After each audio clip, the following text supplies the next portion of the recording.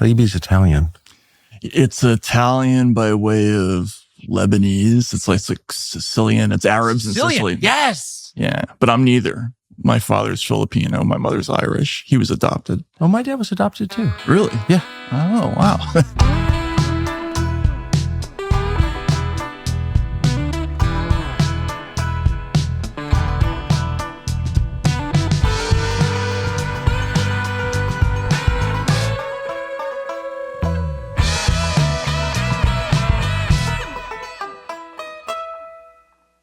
Okay, so here's my question. Mm-hmm. You're a reporter. You've been a reporter your entire life. Your dad was a reporter, well-known reporter. So you grew up in journalism. Journalism is now, justly, I would say, the most hated profession. Mm-hmm. The Sackler family is more popular than NBC News at this point. Right. And Congress is more popular. Congress is literally right. Yeah. People are like, maybe a child molester can be fixed. We don't need to execute them, but NBC News, okay. So that's bewildering, I'm sure, for you. But for those of us who are having trouble remembering what the media landscape looked like in like 1990 when you were finishing college, what were your assumptions about journalism? What did you think you were getting into when you started? So I grew up around my dad's work. Yeah. He was a TV reporter in kind of the heyday of local affiliate news, like as portrayed in Anchorman. Yeah. The bad facial hair, all that stuff. So I used to hang around the newsroom all the time. And my father is sort of a reporter's reporter. He's very gifted at striking up conversations with people. He's really good at that aspect of the job, which is, I would say, probably the most important thing, which is being able to talk to people and get everybody's perspective. Yes. He would be able to go to, any scene of fire or murder or whatever, instantaneously get people talking to him and trusting him. And where does that skill come from? I think you just have to be born with it. He had a certain sort of gregariousness, right, that some people have. He likes people. Yeah, he likes people. He's able to, sort of strike up conversations quickly. And I was very shy growing up. So the first thing I concluded was I'm never going to be able to do that. Right. So this is like a superpower that he has that I don't.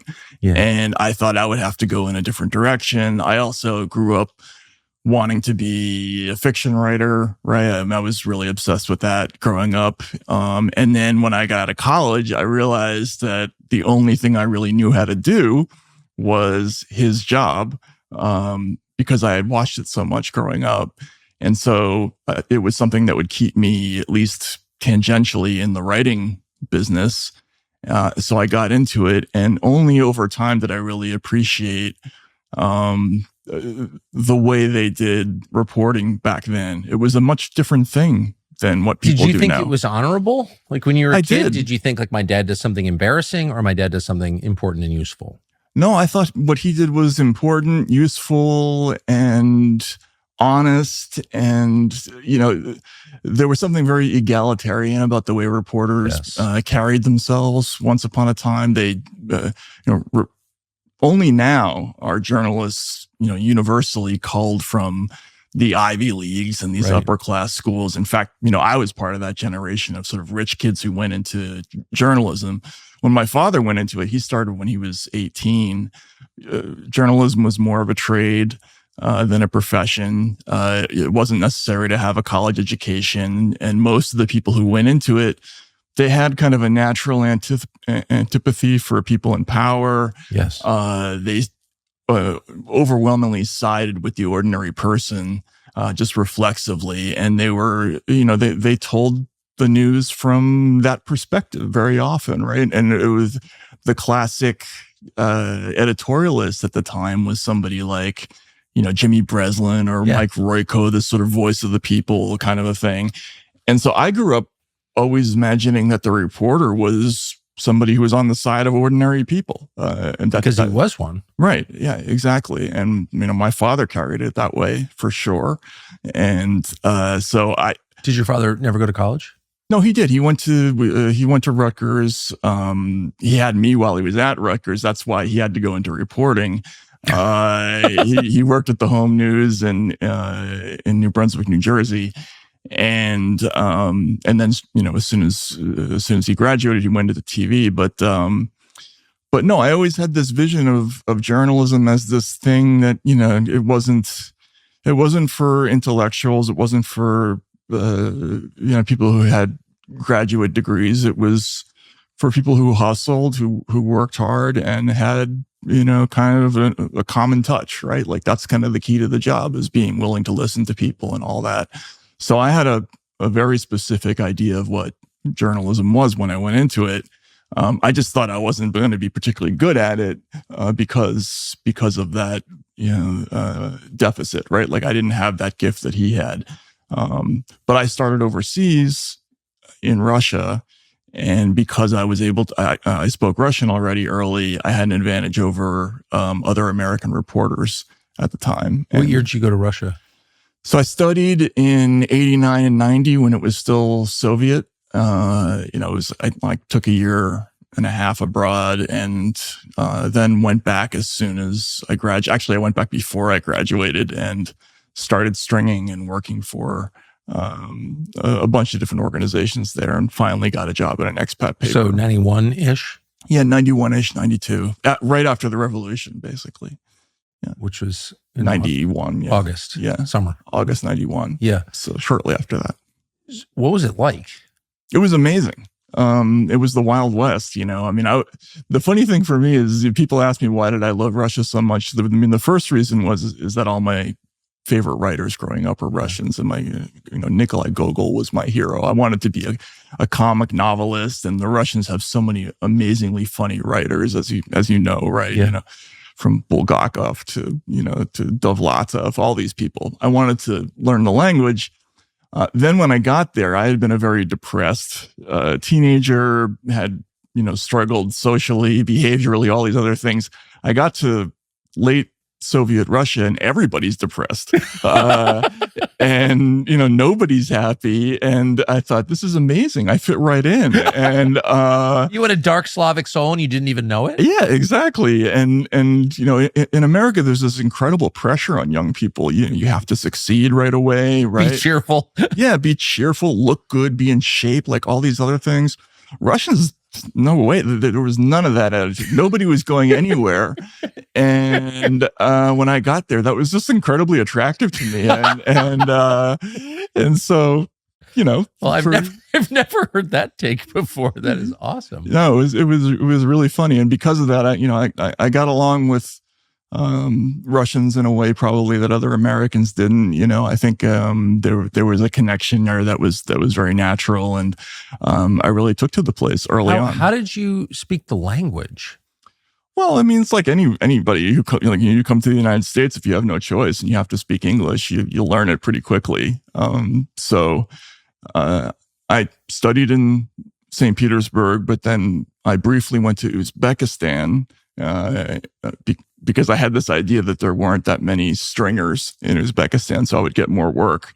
And for those who don't notice, I don't know that there are stringers anymore. What's a stringer? So a stringer is like a person who is not on staff for a newspaper, but just sort of sits in a place and waits for something to happen. And then, like the New York Times or the AP will call them and say, hey, can you chase down that, thing that happened? In my case, an earthquake that happened in Kyrgyzstan gave me an early chance to write a couple of stories, right? And who'd you write them for?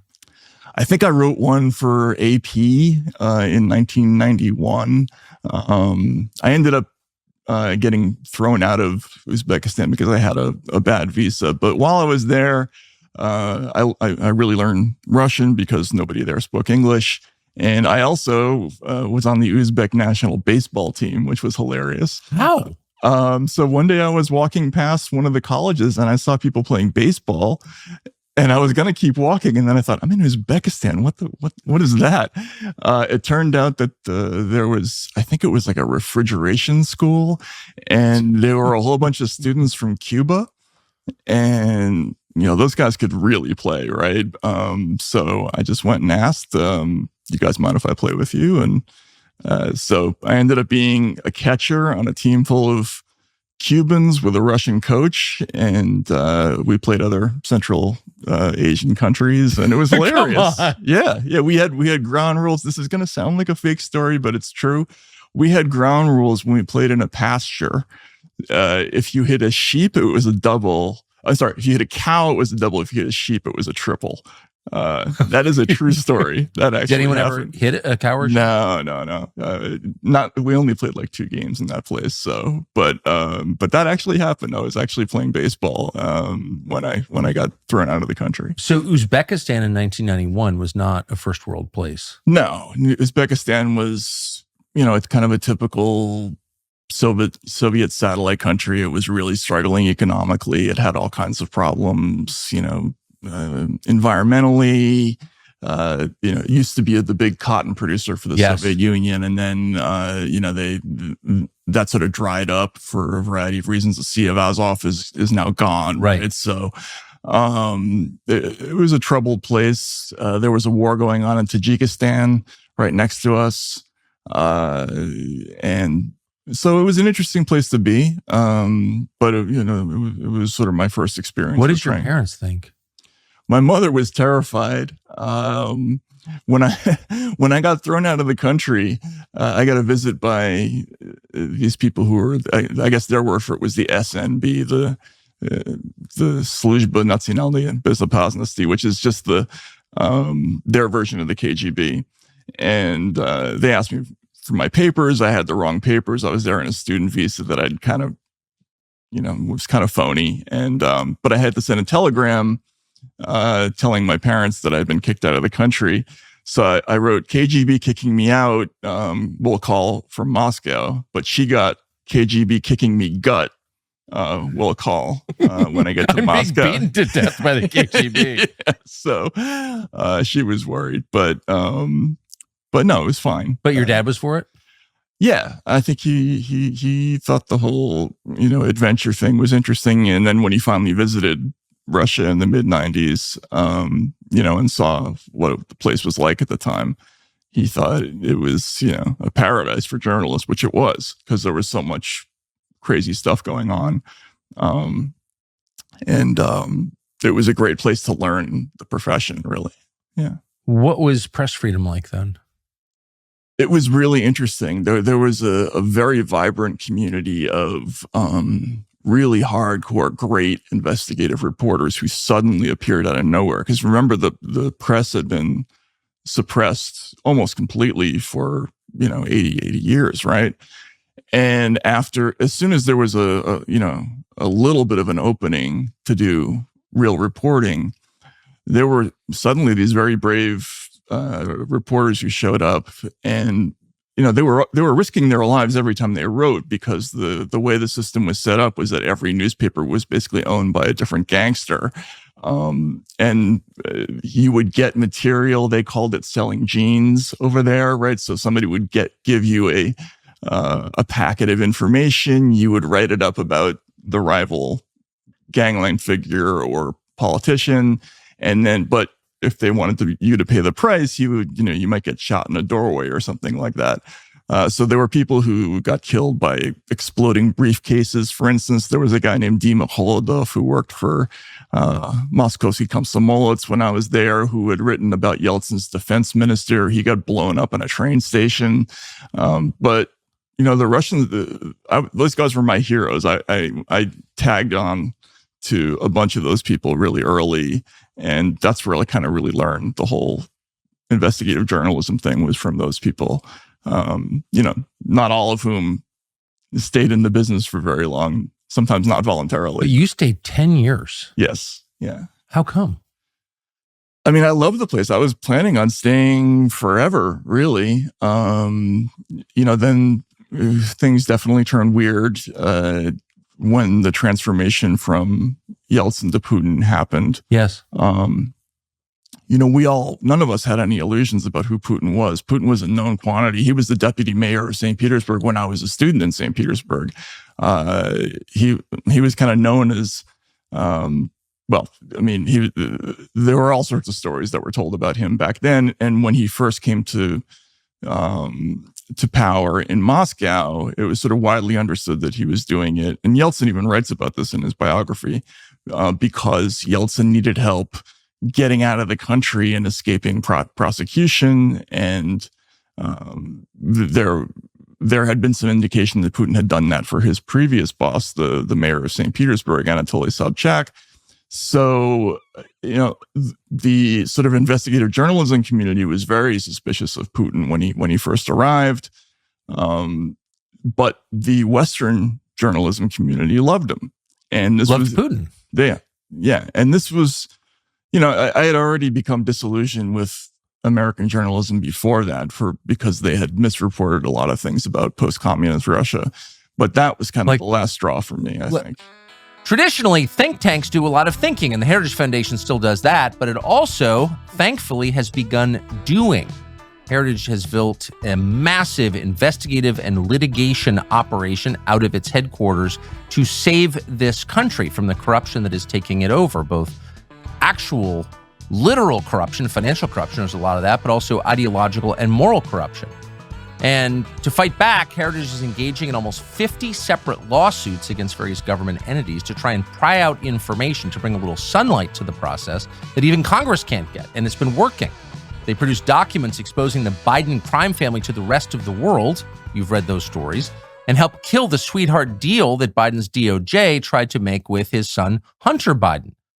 Heritage has also developed a comprehensive plan to dismantle the deep state, the swamp, by staffing the next administration with people who know what they're doing. Thousands of Americans who on day one can start to make this country better.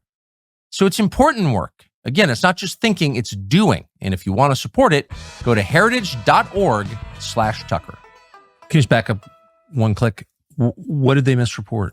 So they would send somebody out to some provincial town like Samara with an assignment, find the thriving, emerging middle class, right? And so you'd go out to a place where there's like a barter economy, right? And people are doing subsistence farming, and they would ask around until they found somebody who had, a VCR or who had been on a vacation to Ibiza once or something like that. And then they would do a whole story like, transition to capitalism, flourishing, the emerging middle class is, everything's happening right on schedule. And meanwhile, the country was really, in the Yeltsin years, was really doing very badly, right? It's in contrast to now, Russia was experiencing sort of record levels of early deaths, and, all kinds of horrific things that they weren't telling people back home. And so, why? Because the expat community, and I don't really know exactly how this works, but there was a monoculture about the reporting there that is very similar to what it's like now in America. Yes. But there, it was sort of cartoonized. It's a very small community. Everybody knew everybody else. And, whatever the Washington Post and the New York Times wrote about, pretty much everybody else followed their lead. There was almost nobody among the reporters who even spoke Russian, right? That was totally discouraged. How can you cover a country if you don't speak the language? Because that was the tradition. I mean, people would come in, they would cycle in there for a few years. They would work with translators. They stayed in a little compound on Kutuzovsky Prospect, which is, right near the center of the city. In the Soviet days, it was sort of walled off by design, but they continued living there for some reason that I didn't really understand. And with a couple of exceptions, I can think there was a Boston Globe reporter who was fantastic, right, while I was there. But for the most part, people came in and they just treated it as a third world backwater. It's like, if you read The Quiet American, right? Yes, it was that attitude toward. But I don't understand. So if you don't speak a language, I mean, I've lived here for 55 years. I speak English as a native speaker, barely understand the country. It's just too complicated. Right. But if you can't speak the language, you just don't understand it at all. You have no hope of understanding it, do you? That's what I thought, right? And this was not just the journalists, but also the diplomats there. But diplomats didn't speak Russian. Diplomats didn't speak Russian. We have the ambassador to Russia, Michael McFaul. He could barely put a sentence together in Russian. So it was. What is that? That just seems like a baseline requirement.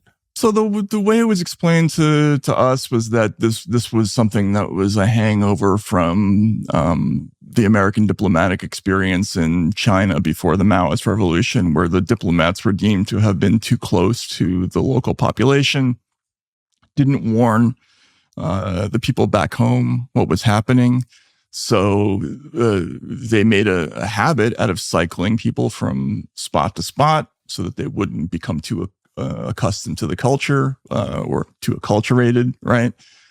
Which I can maybe see the rationale for a diplomat, maybe, but for a journalist, it makes no sense at all, right? So to not understand the place that you're reporting on. So by then, it doesn't make sense to not understand the place you're reporting on. That I think we can agree on that, right? Yeah, but so it was a strange activity that a lot of them were involved in, where they mostly interviewed the English-speaking officials in the Yeltsin government, right? A lot of them had gone to Harvard, and they were getting one very specific version of what Russia was going through, what its challenges were. And at the time, by then, I had already branched off. I had left the expat paper, the Moscow Times. I started up my own newspaper, which was like a nightlife guide. And I started doing this thing in opposition to that, which was I would go around the country getting jobs in weird places. Like I worked as a bricklayer in Siberia. Really? Yeah. I did. I worked at a monastery in Mordovia. What did you do in the monastery? At construction, So we just tour the country and kind of find out exactly how people were doing, what the situation was like. And it was an amazing discovery, because every place I went, I learned about a new lie that was being told, to people back home. And it was deeply disillusioning for me. I mean, I know you've had experiences like this in journalism too, right? Where you find out that something you thought is totally wrong. And that was a real eye opener for me. Like completely wrong. Completely wrong. Yeah, exactly. And moreover, that was proven relatively quickly, right? There was a massive financial collapse in 98. And then Putin came in, and there was a huge popular repudiation of, so the American style version of managed democracy that existed under Yeltsin. And that was real. I mean, Putin, for all of his problems, and I was a real critic of Putin's when I was there, there was no question that he was much more popular than Yeltsin. The country was very embarrassed by Yeltsin because he was publicly drunk all the time. He was dysfunctional. I mean, I think we're living through some of those emotions now. Yes, we are. That's right. It's shameful. Yeah, and so they wanted to, their word was a silnaya ruka, right? They wanted a strong hand who would come in and kind of set things right and compete with the Americans. And they didn't like being thought of as a vassal state to the West. This is an ancient conflict for Russia and America. This goes back to the days of Peter the Great, the Slavophiles versus the Western, the pro-Western crew. And the pendulum swung the other way while I was there, and that was, fascinating to watch, but it had some pretty serious consequences too. Well, yeah, that turned out to be right. Yeah. So, but as for journalism, like you began to become disillusioned with the American version in the 90s. Yes. Yeah, absolutely. While I was in Russia, I became disillusioned both with the format of it, the kind of neutral third person version of reporting where we pretend we're not having a point of view. I didn't like that. Like for instance, I would get sent out when I was at the Moscow Times, which was a paper I loved, but they would send me to all these events where funny things would happen. I would come back and write it up with humor, and they would tell me to take out the humor and write it in some other way that was like more serious. And I think that's a lie, right? Like if you go to a scene that's funny, like for instance, I had to cover this ridiculous press conference where Prince Philip appeared for, I think, the World Wildlife Fund or something like that. And he's giving a speech to all these Russians about, their backward attitudes about conservation and everything. And in the middle of his speech, the hotel brings the spread, which includes booze. And all the reporters get up and leave Prince Philip talking by himself while they just eat all the food and drink all the booze.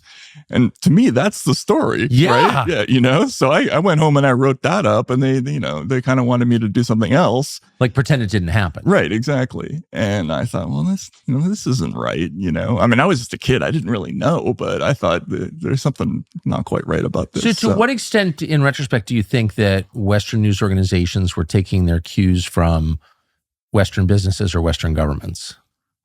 I mean, 90%, 95%. Really?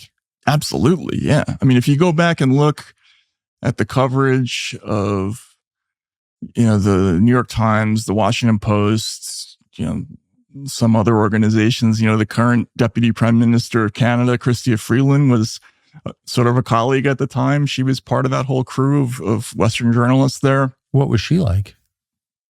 Well, they were all doing kind of the same thing. Like the basic line was that there was a new group of robber baron capitalists who had appeared.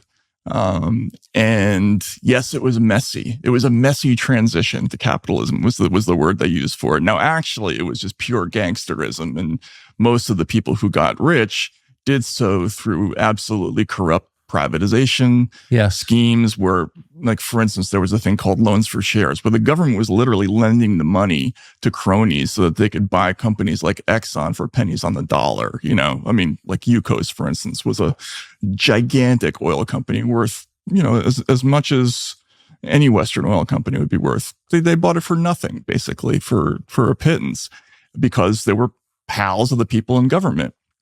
So they created an instant billionaire class, and that was completely passed over. Nobody reported on that. Then once these people had money, they were treated as sort of legitimate wealth creators and, entrepreneurs. Yeah, exactly. They weren't even with the robber barons who at least like built railroads. Oh, exactly. Stuff, right. Like these guys didn't do anything except steal. They were wealth extractors, and it was amazing watching the hype of these figures, the whitewashing of Yeltsin's complete misrule, his his brutalizing of domestic journalists, right? I mean, like there was a ton of that going on in the 90s, long before Putin came to office and became infamous from it. Yes, there were so many journalists who were killed before Putin came along. Yeltsin? Under Yeltsin, yeah. The guy I mentioned. Only Putin kills journalists. No, That's what I heard. This started from the very beginning. They were doing this. I mean, that guy I told you about with the exploding briefcase, that was 1994 when that happened. There were a lot. I had a friend, not exactly a friend, somebody I knew well, Alexander Hinstein, who also worked for a newspaper there. He got thrown in a mental institution in the Yeltsin years. There were all sorts of reporters shot. If you go in and shot, killed, beaten. I had another friend named Leonid Krutakov, who was not only fired every time he did an expose, but, he would be attacked. He had somebody come through his window one night, if I remember correctly. So it was a dangerous profession before Putin came to office. Now, obviously, it went to a new level once he came in, and, there were people I knew who died, right? In the years after he became president. But it wasn't an appreciably different vibe for journalists. The difference was that Putin concentrated government authority in a way that had not been done previously. Before, it was more of like a gangland free-for-all.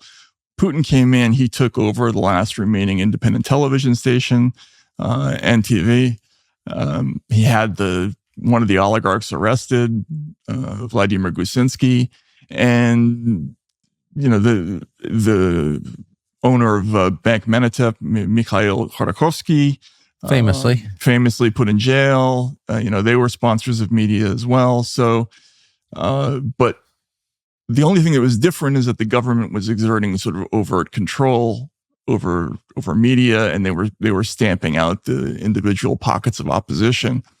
So during the Yeltsin years, it was very dangerous. You did still have some freedom to do really good work, and that's why those people were amazing. Like, they were risking everything every time they did a story, and they were still doing it. They had such balls. It was incredible to watch. It's just interesting. And then the contrast, by the way, between that and the Americans, right, was just so striking for me. But why would American journalists be providing cover for Yeltsin or ignoring the downside of Yeltsin? So some of it was cultural. You come in, you don't speak the language. It's a temporary assignment. You're hanging around with a bunch of other Westerners, and so you don't see, right? Like that was a very typical thing. The few reporters who spoke the language or married Russian women, right, or were Russian men. They were better, right? Because they were at least in tune to what was going on in the country. But Moscow was still, and St. Petersburg were like a different country compared to what was going on in the rest of Russia. You could be in Moscow and it would seem like a more or less functional place. You go 40 miles outside the city, and again, there's subsistence farming, and or there's whole stretches where there's no government and people are just setting up toll roads. They're putting on camo fatigues and creating their own toll booths. So it's like Beirut. Yeah, exactly. But if you didn't go out, you wouldn't see it. So I think it was a problem of perception for a lot of these folks, and but I thought it was inexcusable because. As a reporter, your first job is to find out, to check for yourself. And how were you treated by government there? So we had a unique position because we were publishing in Russia. So unlike all those other American reporters, I was technically a Russian news organization. We had a Russian newspaper. We had a Russian business, right? So even though we were in English, we were regulated by, the Russian government. We got visited every now and then by the tax police asking for bribes, and then after I left, they eventually shut the paper down. But they, they paid attention to us, but it wasn't the same as the way they paid attention to. The New York Times and other reporters. I mean, there were people who were Paul Klebnikov. You remember that name? Yeah. Yeah. So he got shot, right? While he was there. And I don't know that it was a Russian government interest that did that, but they were paying attention to coverage that went out overseas. They didn't care so much about what I was doing, which was writing for people who were in Russia. And, and also we were writing in English. So God knows how many Russian officials were even understanding what we were doing. So, yeah. So how did, first of all, why'd you leave? Well, it became harder and harder. The expat community shrank when Putin came to power, which killed our advertiser base.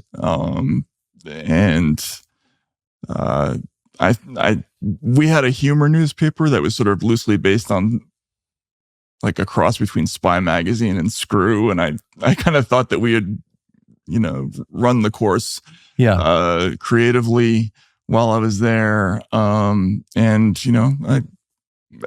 some point I just wanted to come home, but also, it had kind of turned nasty. Some of the people who I knew, I vaguely knew Anna Politkovskaya, for instance, who got killed while I was there. Yes. And there was another reporter who was sort of a mentor to me, this guy, Yuri Shikachikin, who became a Duma deputy. He died under mysterious circumstances. Some people said it was a poisoned telephone. I mean, who knows, right? But it got kind of unpleasant.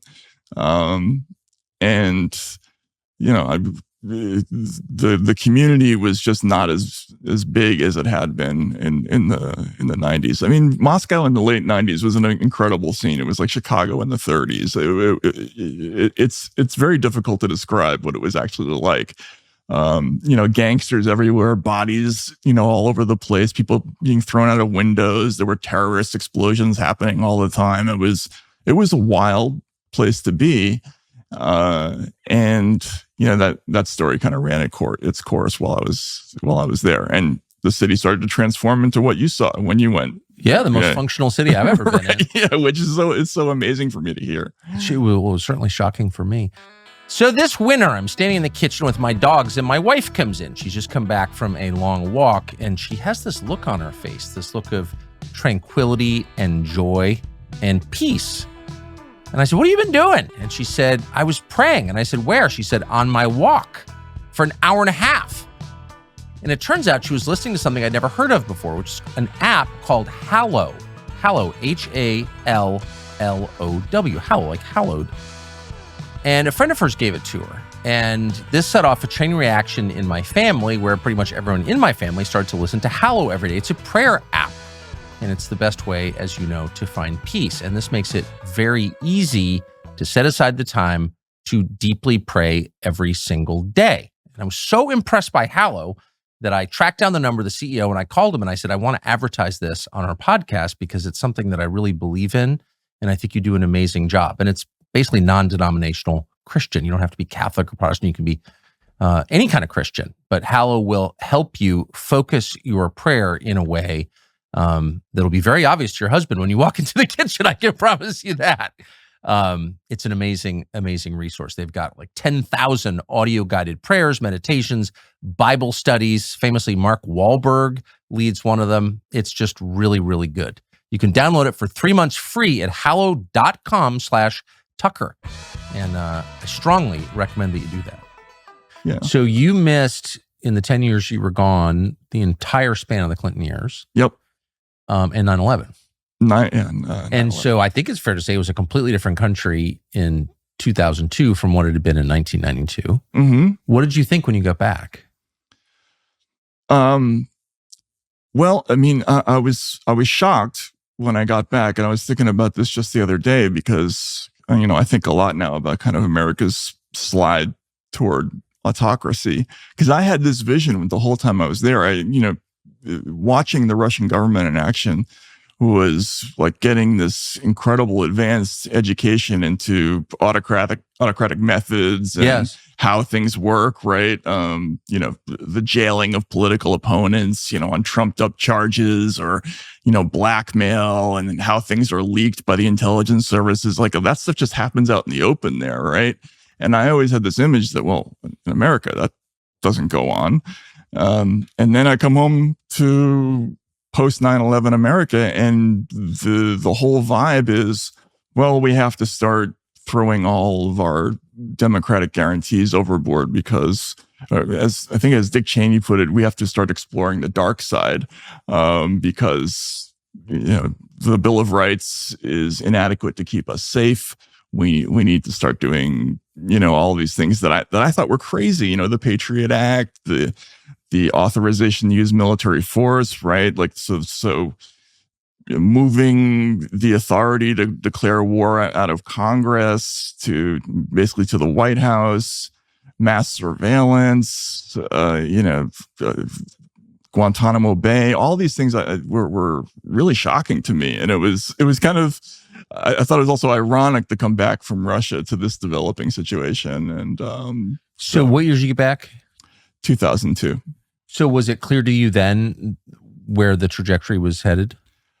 Well, I thought there would be, I was really naive in retrospect. I thought I took all of my sort of fellow political liberals seriously when they said they were, ardently opposed to this secretive revolution, right? And the spy state and drone warfare and all these other things. And when Barack Obama, the constitutional lawyer, came along, and there was this belief that he would usher in a transformative presidency that would undo, this Cheney vision, which scared me, which I thought was sort of going to undo the schoolhouse rock version of America that I grew up believing in. And I believed it. I'm kind of embarrassed now. I actually thought that was going to happen, that when Barack Obama got elected, that all that would turn back. But in hindsight, they never had any intention, it seems, that of changing anything. If you go back and look at the statements, they were saying things like, well, we might not change the status quo right away, right? And I had been very positive about Barack Obama. I covered him on the campaign trail, because my job, by the way, when I came back, I lucked into getting the greatest job in journalism, which is covering campaigns for Rolling Stone, right? And I was very impressed by Barack Obama. I thought he was incredible, but it was disillusioning to see what happened afterwards. At what point did you realize he wasn't what you thought he was? So right after he got elected, I got assigned to cover the causes of the financial crisis, and which was funny because I had no background in finance. I didn't have any clue what a mortgage-backed security was, yes, or how any of that works. But one of the first things that happened was that, I got calls from people in the Democratic Party who said, you should look at the president's relationship to Citigroup, and how the Citigroup bailout happened. He put a Citigroup executive who had been a college buddy of his in charge of his economic transition, during which they gave a very a sweetheart bailout deal to Citigroup. And this was an early indication that, this president was maybe not exactly what I thought he was. Not transformative in the way you imagined. Right. Yeah, exactly. And even though Rolling Stone they were over the moon about Obama, right? That was True Love. I remember that. Right. Yeah. That was almost erotic. Yeah. Oh, yeah. I mean, everybody in liberal media loved Obama, but particularly at our magazine, where the people who owned it were just delirious about Obama. And so when I came to them and I said, look, I have to do this story about how this bailout situation is corrupt, they weren't pleased, but they ran. If you can go back and look, you'll see there's a story called Obama's Big Sellout. It was like a 9,000 word feature that they let me run. And so that was like a year after he got into office, but that was kind of the beginning of... What did the piece say? It basically said that the Obama had run as an economic populist, and had talked a lot about reforming certain things that had gone on Wall Street that had allowed, the excesses of the mortgage bubble to happen. Yes. And then as soon as he got elected, he brought in all these acolytes Clinton's former Treasury Secretary Bob Rubin. So there were all these. Rubin was at Citigroup. Obama brought a whole bunch of people close to Bob Rubin into the government, and these were the same kind of people who had caused the crash. Yes, right. So to me, I wrote it as kind of a bait and switch. He ran as somebody who was going to change the system. He brought in people who were the system, and in addition, there was this bailout deal with Citigroup in particular that was kind of malodorous, and there were people who ended up paying fines in that situation. But it was very critical of basically who Obama had brought in to run his economic policy. And the idea was he had run as one thing and he was really another thing. So that was one of the first stories of that type. How did the Obama administration react to the piece? They weren't happy. If you go back and look, there's an interview with Obama. They did an official Rolling Stone interview with him years later, where he sort of brought up the fact that even your magazine talked about how I didn't do enough. And this was like years after the fact. And by the way, I had been incredibly complimentary of him while he was running, right? So of all of the things that that had been written about him, what he remembered was this one slight, which I thought was a very telling sign of his character, and but at the time I wasn't paying attention to the other things, like about the continued prosecution of the war on terror, the drone assassination thing, the kill list, Terror Tuesdays, all that stuff. I didn't really clue into that because killing an American citizen with a drone. Yeah, no, exactly. That whole thing was incredible. I did a story later about another American who sued the government because he thought he was on the kill list. The government's response was, "You're not entitled to find out whether you're on it or not. You're on the kill list." Yeah. And the whole idea that we even have something called like lethal action, that it might apply to an American citizen, that you can do that without due process. And, if you go back and look, they basically invented, I don't know how disillusioning this was for you, but they just made up on the fly legal justifications for what they were doing that weren't grounded in any law that was passed or any court case. They just sort of wrote themselves white papers, giving themselves permission to do this stuff, which I think is crazy. To this day, I think it's crazy. Well, I find it totally shocking. And I think I'm basically opposed to the death penalty anyway. But, I think reasonable people can support the death penalty. Absolutely. If there's a trial. Well, that's the point. Right. But there's a trial. And the one thing you can never do is murder your own citizens, because you exist to help your citizens. That's the only reason we have the government. Right. Why do we have government? As a collective action on everyone's behalf who's a citizen. So the idea that you could kill an American citizen, and the first time, I think they've actually killed quite a few American citizens. It turns out I didn't know that. But the first time I became aware of it, it was effectively a foreign national with a U.S. passport. The Al-Awlaki case. Al-Awlaki. Mm-hmm. And then, so part of me was like, well, is he really an American? Well, yeah, actually, he's an American citizen. Yeah. Like, that's the whole point. You're either a citizen or not. Right. And I remember being really shocked by that. But it was glossed over in this weird way, right? People were like, yeah. He's a terrorist. Yeah, he's a terrorist, but... Or terrorist adjacent. Right. Terroristy. Yeah. Well, you could probably call him a terrorist, but they killed his 16-year-old son, too. So how did Obama explain that? So, I remember he gave a speech. I was looking at this just the other day where he talked about, among other things, they said that Al-Awlaki had been tied to the Cole bombing. And I remember reading that and thinking, okay, well, he's saying that this is punishment for a crime. But there's no trial, right? We're pronouncing him guilty. And just executing the guy for something that we say he did, that seemed crazy to me, Yes. And I remember there was another white paper. I believe Leon Panetta was involved in it, where the concept was, yes, due process is required, but it doesn't have to involve the defendant. Right. As long as there is a process, right? It can be unilaterally us just talking about it. It can be post-execution. Right. Exactly. Yeah. But that stuff's it's all madness. And I don't know.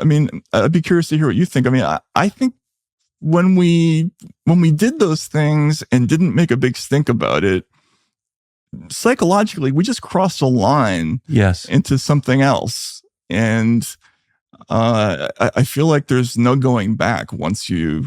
So we were talking about this at dinner last night. Obviously, you're coming from different poles, I guess. Probably. Yeah. Well, it turns out not. But yeah, in 1995, we would have been on exactly opposite sides.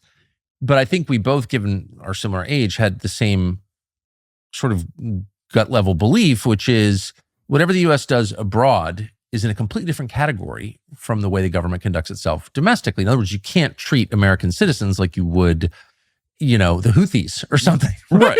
It's like there's one set of standards for the way we conduct our foreign policy with foreigners, and a completely different standard for the way the U.S. government treats its own citizens who own the government. It's their government, right? Right.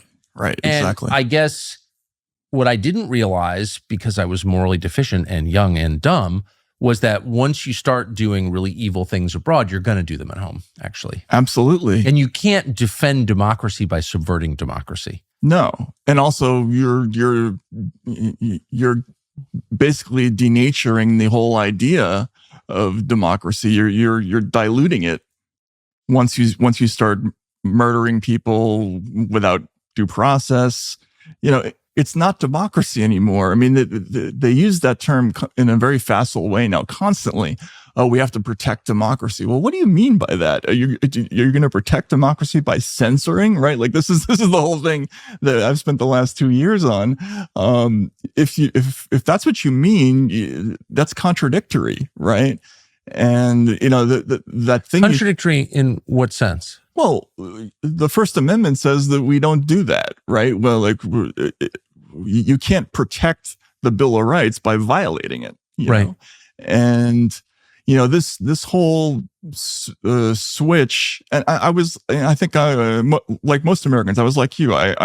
We all knew that the United States was whacking people all over the world, right? I mean, even though the church committee hearings came along and we basically said we weren't going to do that anymore, of course we were doing it, right? Yes. We were doing all kinds of horrible things. We were probably fixing elections, in half the places on Earth, but not here, right? Like that was a bright line for Americans. Now, maybe that's chauvinistic to believe in that, but I was like you. I didn't think they would ever cross that line and come and bring these ideas home. But this is what we're finding out now. I mean, this is the big theme of the Twitter files. Was when we tried to figure out where. So what are the Twitter? Can you explain for people who didn't follow it at the time? So in late 2022, after Elon Musk acquired Twitter. There started to be rumors that he was going to open up the internal communications of old Twitter and sort of give them to the world, right? And it turned out to be true.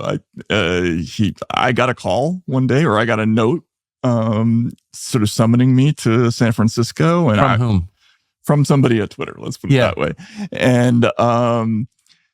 And so I was the first person who was put on this project of rummaging through old Twitter's, correspondence. And I think he said that Elon said that his idea was that he wanted to restore trust in the platform by telling people about the different kinds of censorship techniques that were going on. It's not clear exactly what he was up to, but he seemed sincere at the time. He brought in me, he brought in Barry Weiss, Barry brought in a couple of other people like Michael Schellenberger. Li Fang ended up being involved, another reporter, really good young investigative reporter, maybe the last one, right? Probably. He appeared, and so there was a group of us, and for about 3 months, we got to look through the internal correspondence of one of the world's biggest communications companies. And the big thing that we found was that there was this nexus of communication between government enforcement and intelligence agencies and the internet platforms. And they had a very sophisticated, organized bureaucracy that was involved with controlling content in a variety of different ways. And when we started to try to figure out, first of all, this was shocking to us. Seeing all these documents that said flagged by FBI, flagged by DHS. Just because that's a crime. They're committing a crime by doing that. That's illegal. Probably. The Bill of Rights. I mean, it's just really couldn't be clearer. Yeah, you would think, right? I mean, I'm not a lawyer, but it looked bad to me, right? Certainly, it looked like a story. Yeah. No question, right? But we had to figure out, where did this come from? Like, how did this start? And when we started asking questions, it turned out that a lot of the programs that were now targeting domestic speech began as overseas counterterrorism sort of messaging programs, right? So the State Department, for instance, has a thing called the Global Engagement Center, which is now very much interested in speech both abroad and at home. But they were once exclusively a sort of counter-ISIS platform. In fact, they had a different name back then. They were called the CSCC. But in 2016, Obama rechristened them the Global Engagement Center, and they started to look inward. And when I asked people who, I managed to talk to a couple of sources who worked at that agency. One phrase really stuck out. It was CT to CP. So that's counterterrorism to counterpopulism. And the idea was the whole mission abroad of countering ISIS or Al-Qaeda, contracting wise, it was kind of drying up, right? Because those threats had been somewhat neutralized. But populism, was now it was viewed as a very serious threat after Occupy Wall Street, the Tea Party, the Arab Spring was something that maybe they didn't see as a bad thing, but they certainly saw the transformative power of the internet platforms. I think that freaked them out. And the virus is communicable. Exactly. Then there was Brexit. Then I think Trump was the last stand for a lot of these folks. And that's when you started to see all these communications like, we need to get a more formalized, control over these platforms. And so, that's when the war on terror mission turned inward. And I think that's a huge story, right? It's the end of the country we grew up in. Right? Yeah. You would think, and that's, for me, it's been, and I think probably for you too, this new theme of this sudden explosion of illiberal tactics in politics, that even if they're directed at somebody that, liberals hate, like Donald Trump or Steve Bannon, how can you not be freaked out by stuff like that? We haven't used contempt of Congress to jail people since the Un-American Affairs Committee in 1947, right? This is like third world kind of stuff that we're seeing, accusing the front runner in a presidential campaign of 100 different felonies. Is that happening if he's not running for president? I mean, who can honestly say that, right? But you can't talk about it now. I mean, if you mention it, you're out of the club in mainstream press now, which is incredible to me. You may have come to the obvious conclusion that the real debate is not between Republican and Democrat or socialist and capitalist, right, left. The real battle is between people who are lying on purpose and people who are trying to tell you the truth. It's between good and evil. It's between honesty and falsehood. And we hope we are on the former side. That's why we created this network, the Tucker Carlson Network. And we invite you to subscribe to it. Go to tuckercarlson.com/podcast. Our entire archive is there. A lot of behind the scenes footage of what actually happens in this barn when only an iPhone is running. tuckercarlson.com/podcast. You will not regret it. So, I mean, it raises so many questions, but most obviously then, if uncovering the abuse of power by the powerful, and particularly by government, isn't the point of journalism, it's clearly not the point of journalism anymore. What is the point?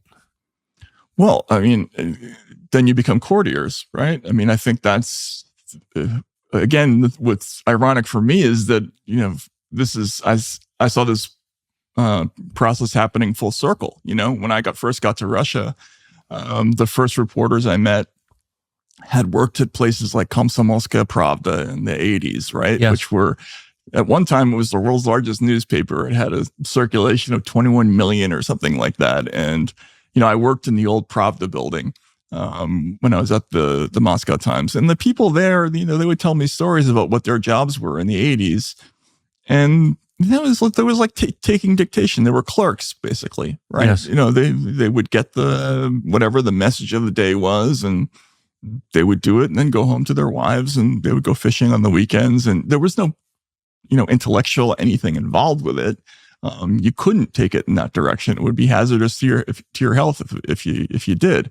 Well, that's what journalism is now in America. I mean, look what just happened with the Nord Stream thing.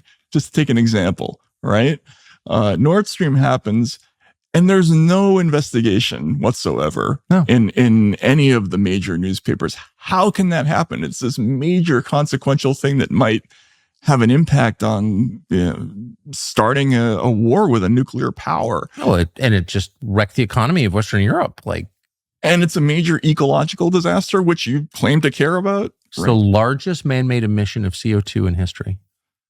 Right. So, and if you think CO2 is driving the greatest threat that we face, the existential threat of climate change, then you kind of want to know how that happened. Right? Wouldn't you? Right. You would think, So why wouldn't, I mean, I've spent a lot of time thinking about this because, I was like the only person in mainstream news to point out that no, Russia did not blow up Nord Stream and was attacked for it. But I was wondering, if I'm at the New York Times, like a lot of people I know, why would I just try to report that story out? It's so interesting. Right. Why wouldn't they? Yeah. I have no idea. Obviously you're getting a signal from down on high that, that's not wanted. But it's different. Okay. So in the early 2000s, yes, there were high profile instances where people like Jesse Ventura were unhired from MSNBC because they mistakenly thought he was pro-war when they hired him. Yes. Right. Phil Donahue's getting good ratings, but he's bounced, right? I was there for that. Yes. Chris Hedges, Yes, I know. And Chris was sort of a classic example of a phenomenon that Noam Chomsky once wrote about in Manufacturing Consent, which is that they don't fire you necessarily, but you just don't get promoted if you're considered the wrong kind of personality, which is weird because good investigative reporters should be difficult personalities, right? Yes. If they're not, they're probably not good reporters. Yes. Just look at who our great reporters are. They're independent-minded people. And you want to experience them in little bursts Yeah, for the most part. I agree with that. Yeah. But they're all kind of crazy, to be honest. Yeah. But that's okay. It's part of the job. Right. But this is different. There were a few instances like that back then of people who are critics of the war, whatever. Now it's just this blanket. If you step out of line on any one of 24 different topics, you're out, and I think everybody's gotten that message. And that's the only thing that makes sense to me is what? But so there are no brave people in all of journalism? There are no honest men left? Well, how can that,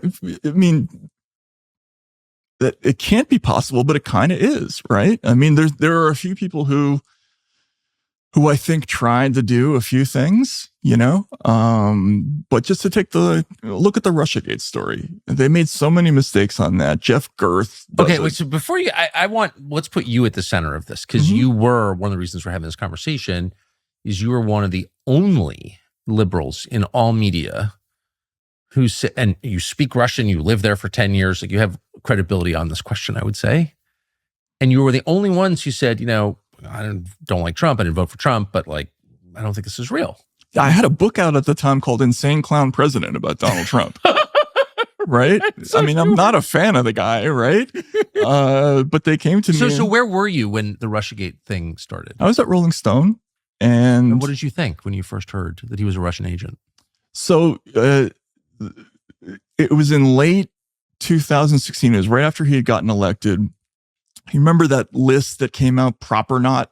The Washington Post did this story about this weird blacklist that they had discovered of people who the Russians were supposedly in league with. And it was this shadowy organization called Proper Not.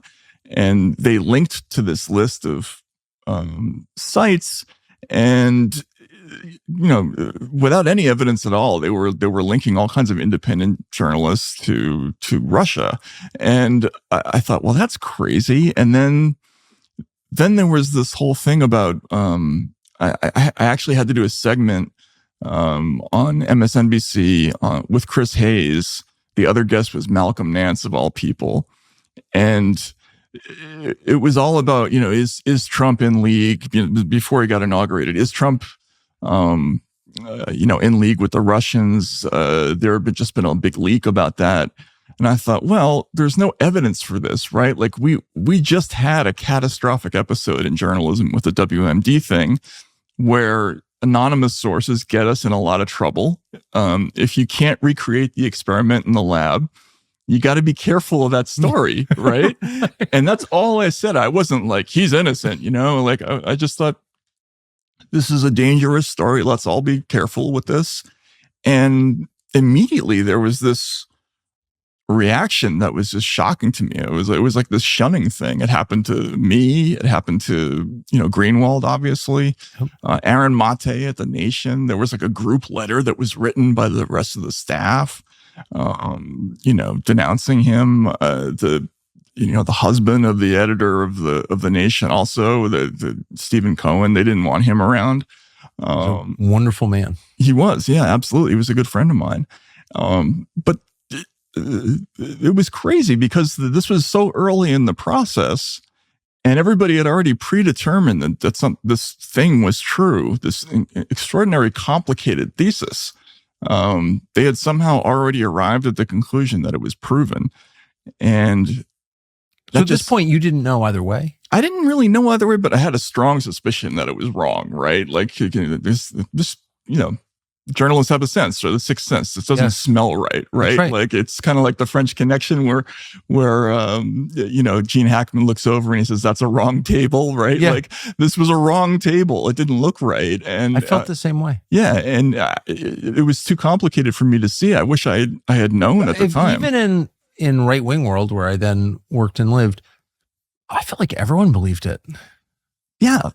But how is that possible? Well, I remember saying to somebody, I think this could be like complete bullshit, like actual bullshit. And my friend goes, be careful. I think there's something there. And I was like, okay. By the way, I try to be very open-minded. Like, I don't know. Right. Yeah. Maybe you're actually a space alien. I don't know. Prove it to me. Right. I really try to keep every possibility open. But I kept asking people like, what? Okay. How do we know this? Right. Well, everybody believed it. Yeah. Why? They hated Trump. That was obvious, but that wasn't enough for me, right? Like, just on a superficial level, it didn't fit. Donald Trump, you want to tell me he's involved in some mob deal to build a casino in Atlantic City or something like that, yeah, right? I'd believe that. Donald Trump being James Bond and involved in a 5-year conspiracy with the Russian government, what did Steele call it? A well-developed conspiracy of 5 years.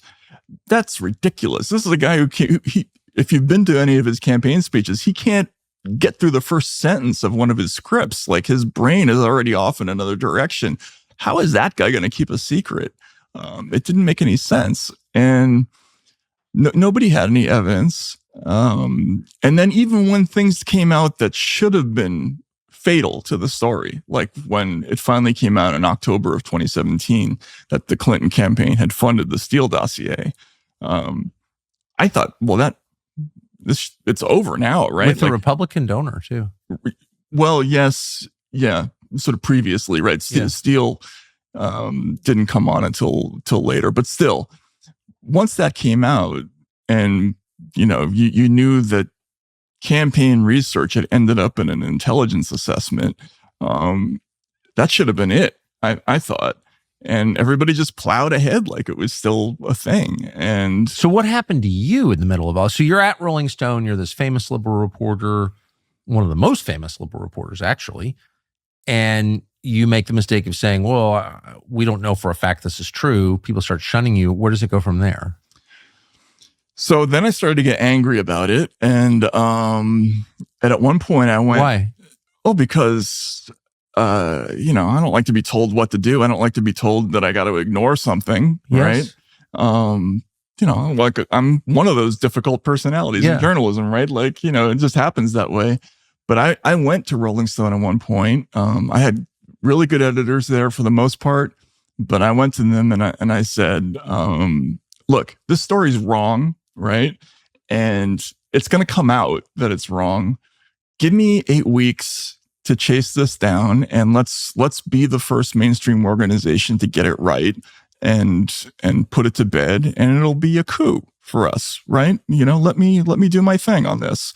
And they said no. The first time they ever said no to me on, like an investigative project. And just to restate, you speak Russian. You can read Russian. So there's like probably no one better to do the story.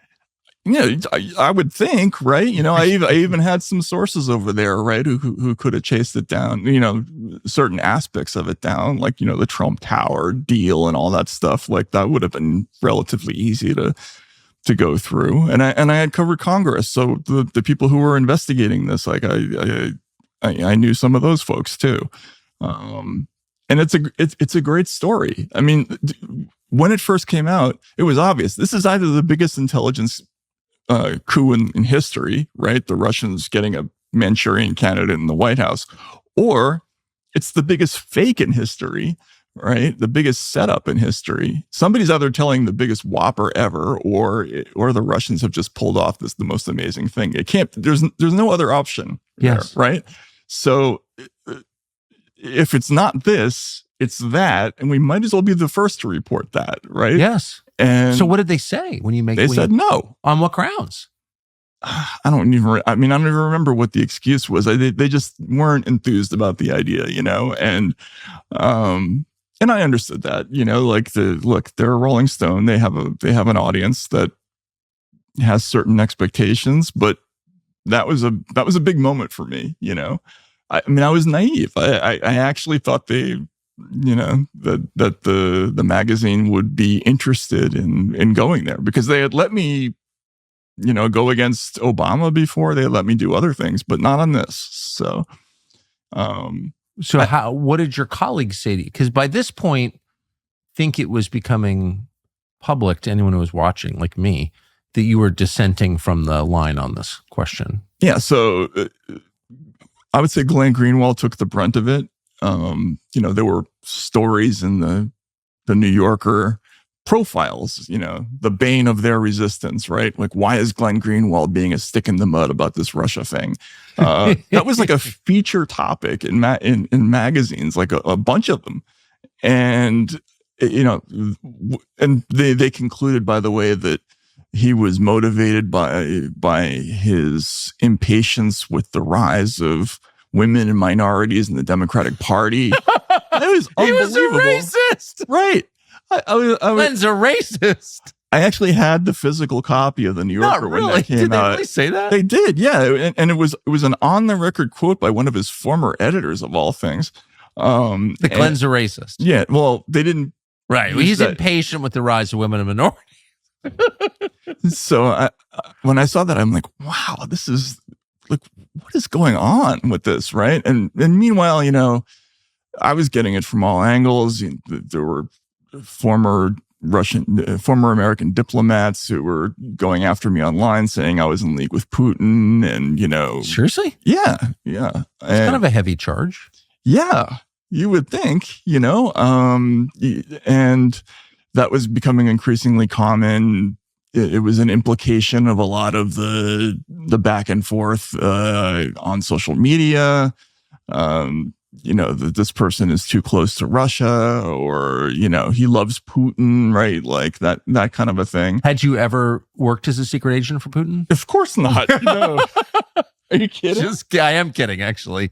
It's so nuts. You just said you left Russia because you didn't like the vibe under Putin. I mean, we put Putin in the cover of our newspaper, like in drag, carrying a dominatrix whip, we lampooned him constantly. And I actually did some journalism in Russian for another paper that was very critical of him and talked about the apartment bombings and some other stuff. And, so I was no friend of Vladimir Putin's, but that became a common thing in journalism. And it was just so shocking. And I knew at that point that my time was limited at Rolling Stone, which I loved. The place, I really loved that place. And it's a great gig too.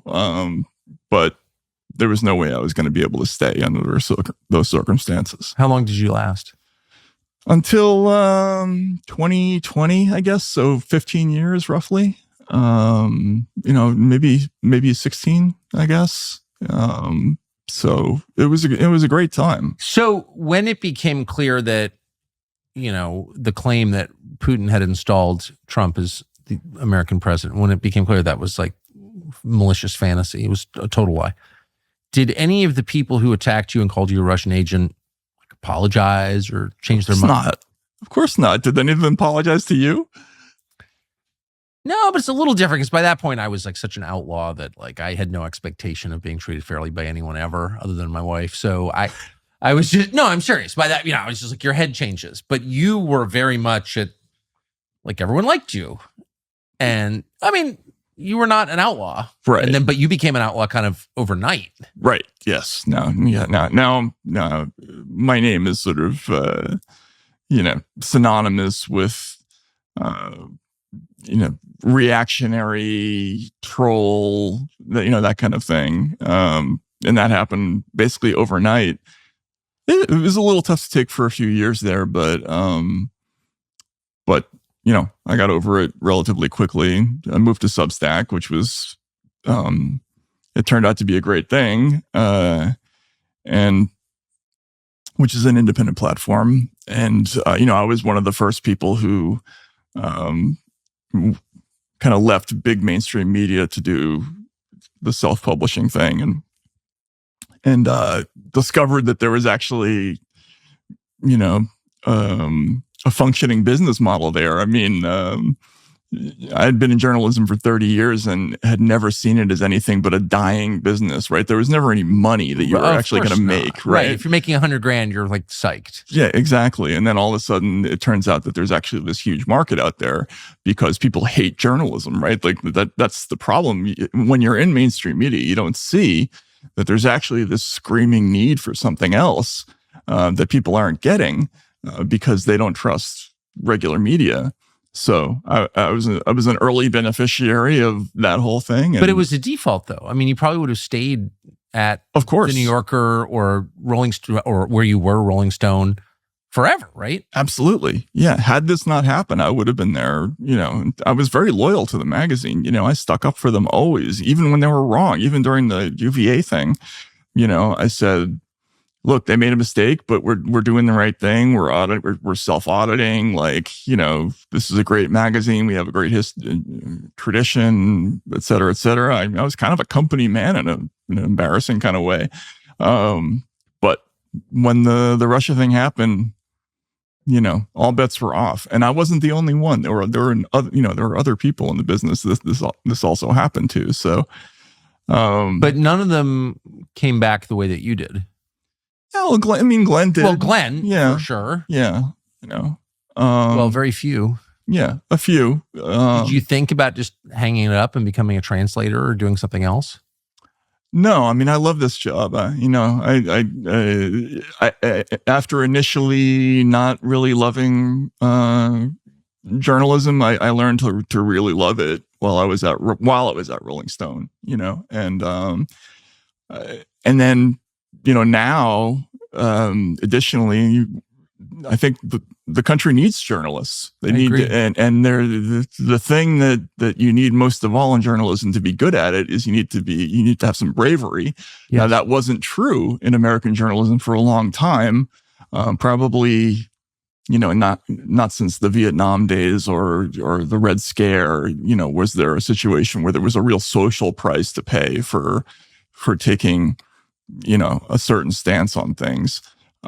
Now there is, right? And if you're going to do certain kinds of reporting, you're going to lose all your friends, but that's the job, and not many people are willing to do that. I am willing to do that because I never expected to keep friends in this business. So, I think it's unfortunately an exciting time to be a journalist, but I would feel wrong to quit now. I'm sure you probably feel the same way. I do feel the same way. It's exactly how I feel. Actually, right? Nicely put. Yeah, you don't. Yeah, that's right. If you're in it to make friends, you're probably in the wrong business. Go to church. Right. Yeah. Exactly. But exactly. Tell us about like having been in institutional journalism, at the top of it, really, and then finding yourself like having to work for yourself. Like, what are the advantages and disadvantages? Well, first of all, being in institutional journalism there is a little bit overrated, right? Like, I think, because I came from alternative journalism. Yes. I had financed my own newspaper in Moscow, and I did everything from printing to running the plates to the printing press and selling ads, everything. So the business is something that I've always been familiar with, and suddenly being involved with a big organization, it's nice, but I don't see it as a prerequisite. I thought it was really funny at the beginning of Trump's reign when a couple of the reporters were complaining about losing their White House press credentials. It's like, who cares, right? You're supposed to be on the outside, Exactly, right? Like, what are you whining about? Do the job. Have you been to a White House briefing? I have, yes. Then you know how soul killing it is. Yeah. You learn nothing. You're captive. You eat lunch out of a vending machine. Everybody has got like the most distorted value system. Like they're so impressed by their hard passes, and they're all such losers. Like if you would quit the business, right? If you had to do that. Absolutely. In fact, one of the first things that I was assigned to do when I went to Rolling Stone, they sent me on a campaign junket with John Kerry. So I was on the plane with Kerry during that campaign for like a month or something like that.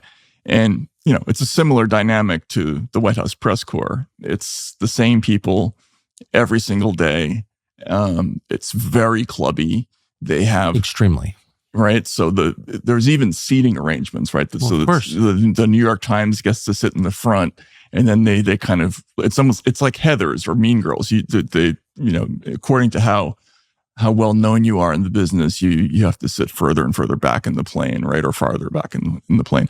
And at the very back are the cameramen. Yeah, exactly. And they, at the time, they were angry at Alexandra Pelosi because she had filmed some of them. So she was in the back with a bunch of piles of equipment.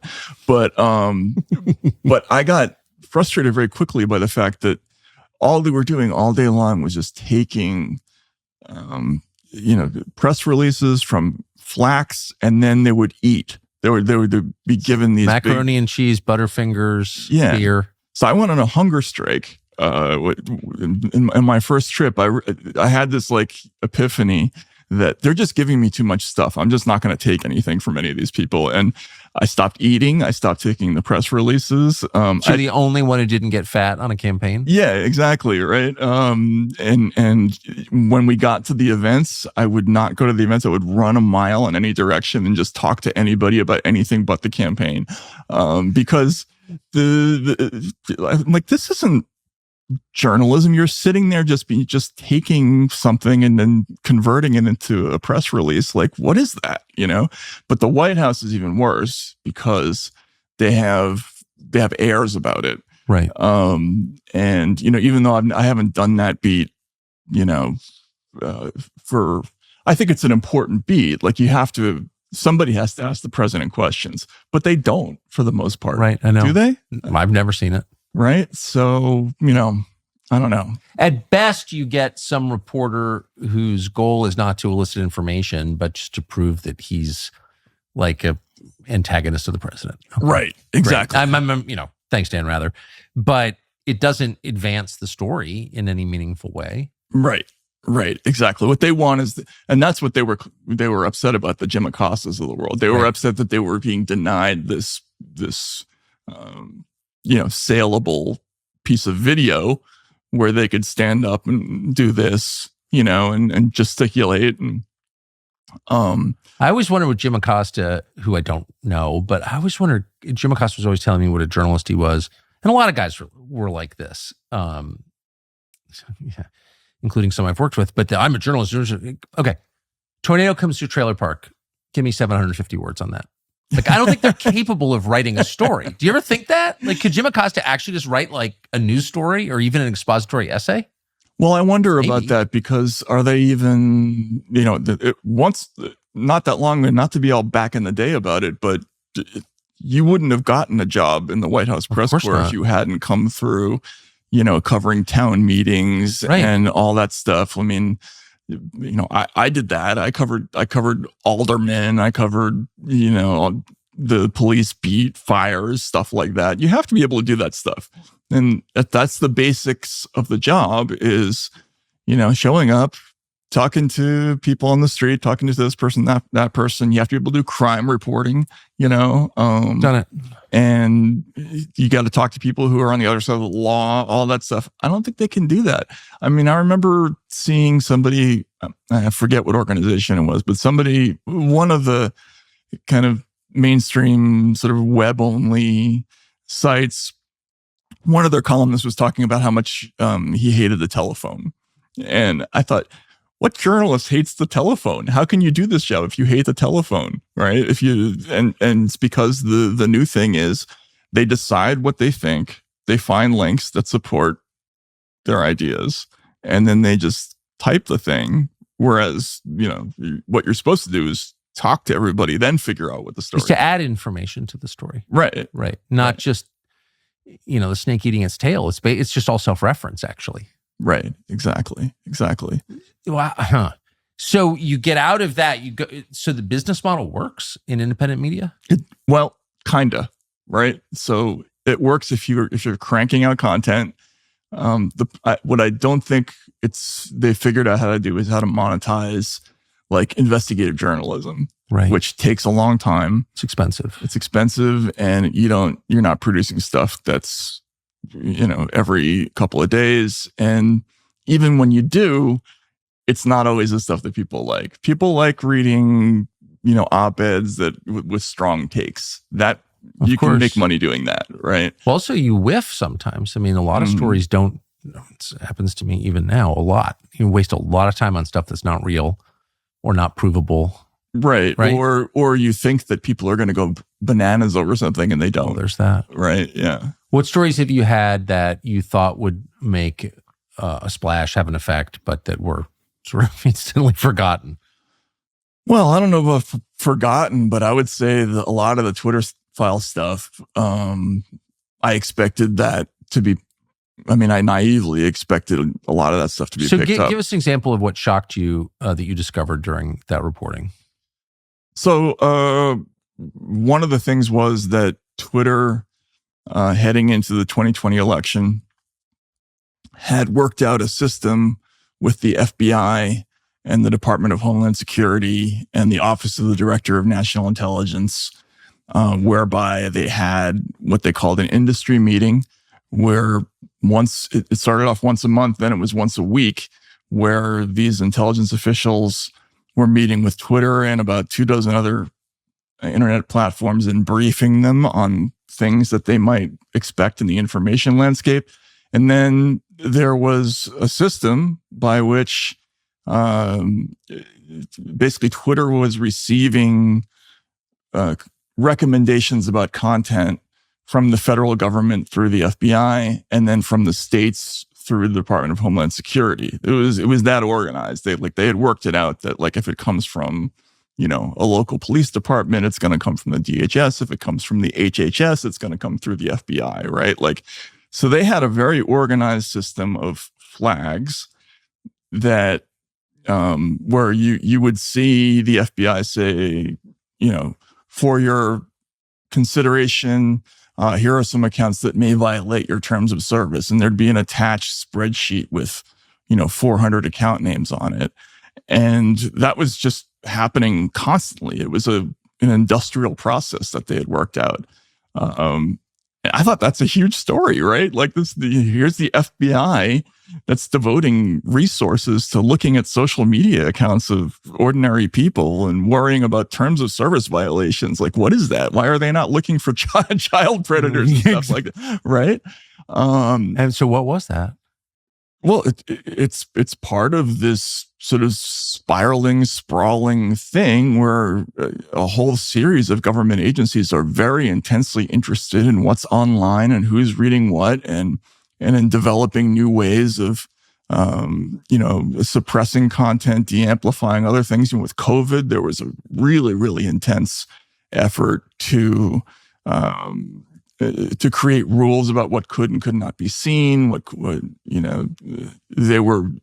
They would decide that things were. One of the key concepts that I thought was really, really disturbing was this whole idea that anything that promotes vaccine hesitancy is a kind of disinformation, even if it's not factually incorrect. So if somebody dies after they get the shot, right, that may be true, but internally at the company, but knowing that might convince other people not to take the shot. Exactly. And so they looked at that as a kind of disinformation, even though it's true.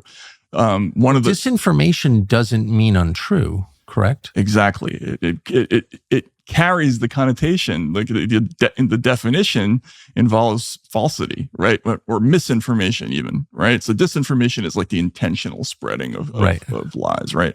But even misinformation, the Homeland Security has something they called the MDM, or they had it, the MDM committee, which is Misinformation, Disinformation, and Malinformation Committee. And malinformation is it's just material, it's true, but kind of politically wrong, right? Or inconvenient. And that could be something that, promotes vaccine hesitancy, or we have the Supreme Court case now, Murphy v. Missouri, that's partly related to the Twitter files.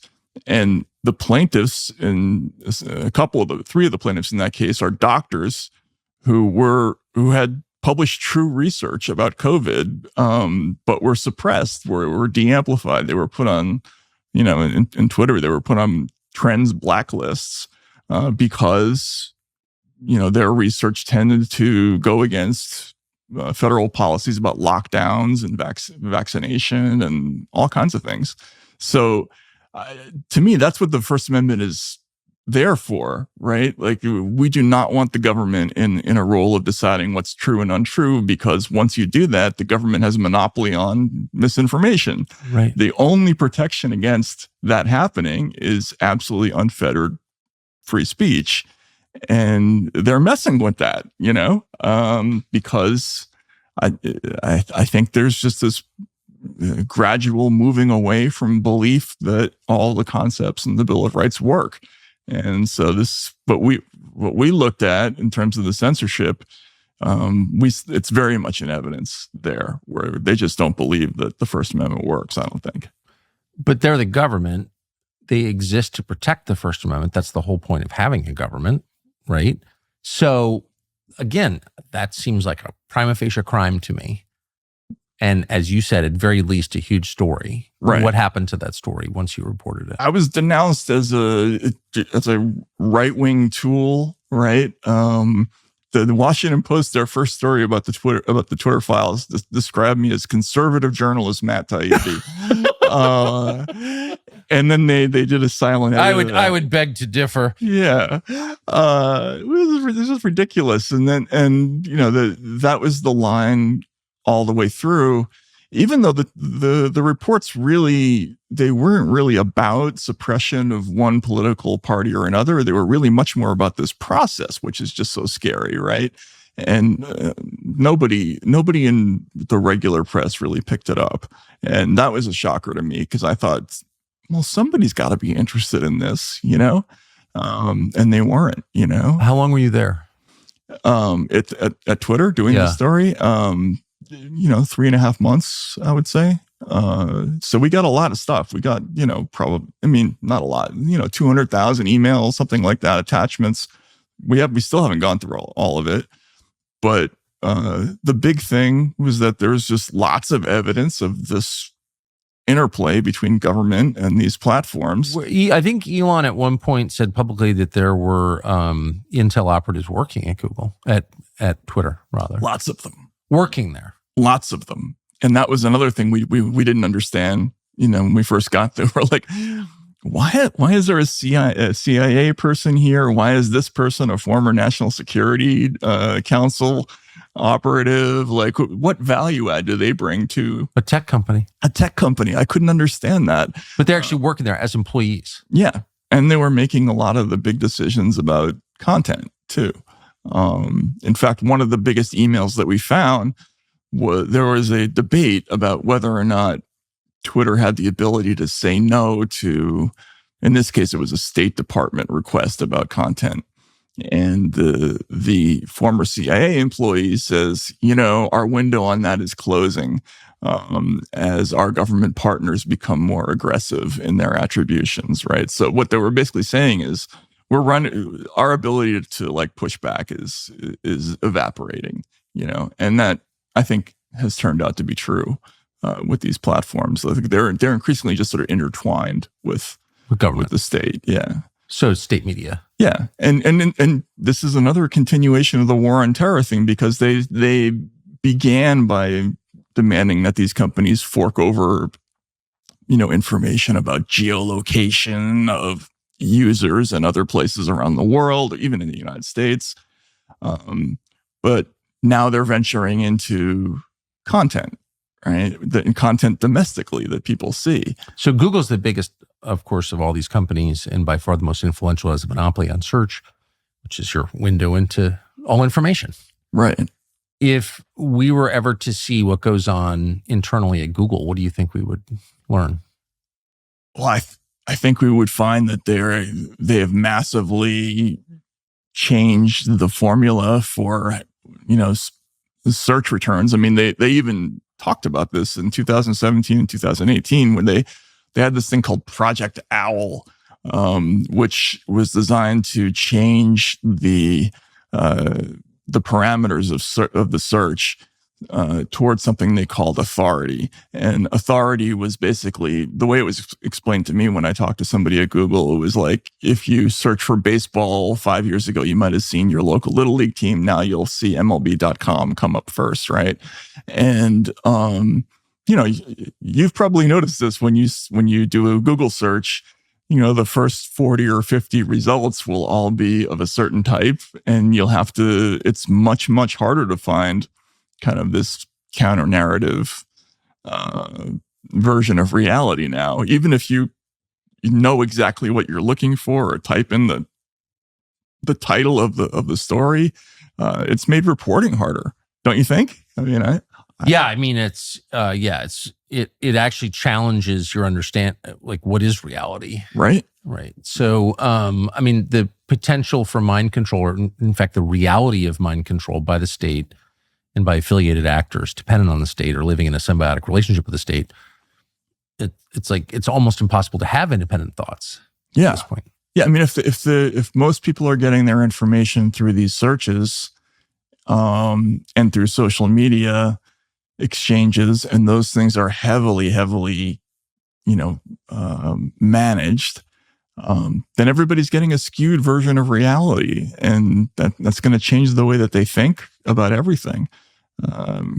I think that's really dangerous. Obviously, it's not a new concept because we all read about it in Orwell and Aldous Huxley and all these other books, but what happens to people when they're getting their information in a way that's completely inorganic and false? And I think we have to get to the bottom of that. I don't know. I think it's scary. Do you think there's been any slackening of it? I mean, we're in the middle of an election season right now.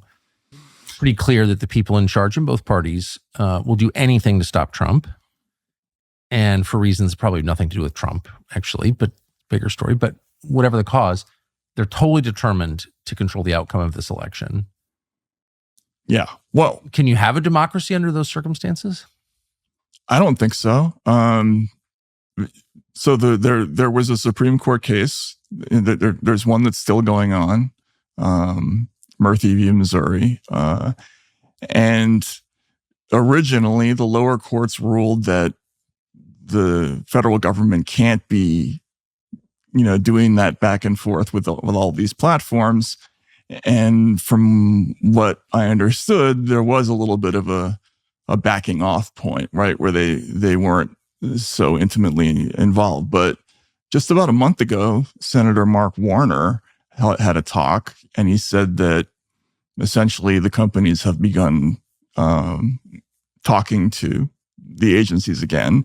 This was after the Supreme Court held the hearing on that case, and it didn't look so good for the free speech advocates afterwards. So, that tells me that they're already thinking of coming up with another program. I know for a fact, for stories that I'm working on, that there are a couple of different contracting ideas for new sort of content review programs that would be partnerships with government in the same way that there were the last time around. Like the last time around, we had this thing called the Election Integrity Partnership. It was run out of Stanford, but it was done in partnership with the Department of Homeland Security and the Global Engagement Center, which is at the State Department, and the University of Washington and some other partners.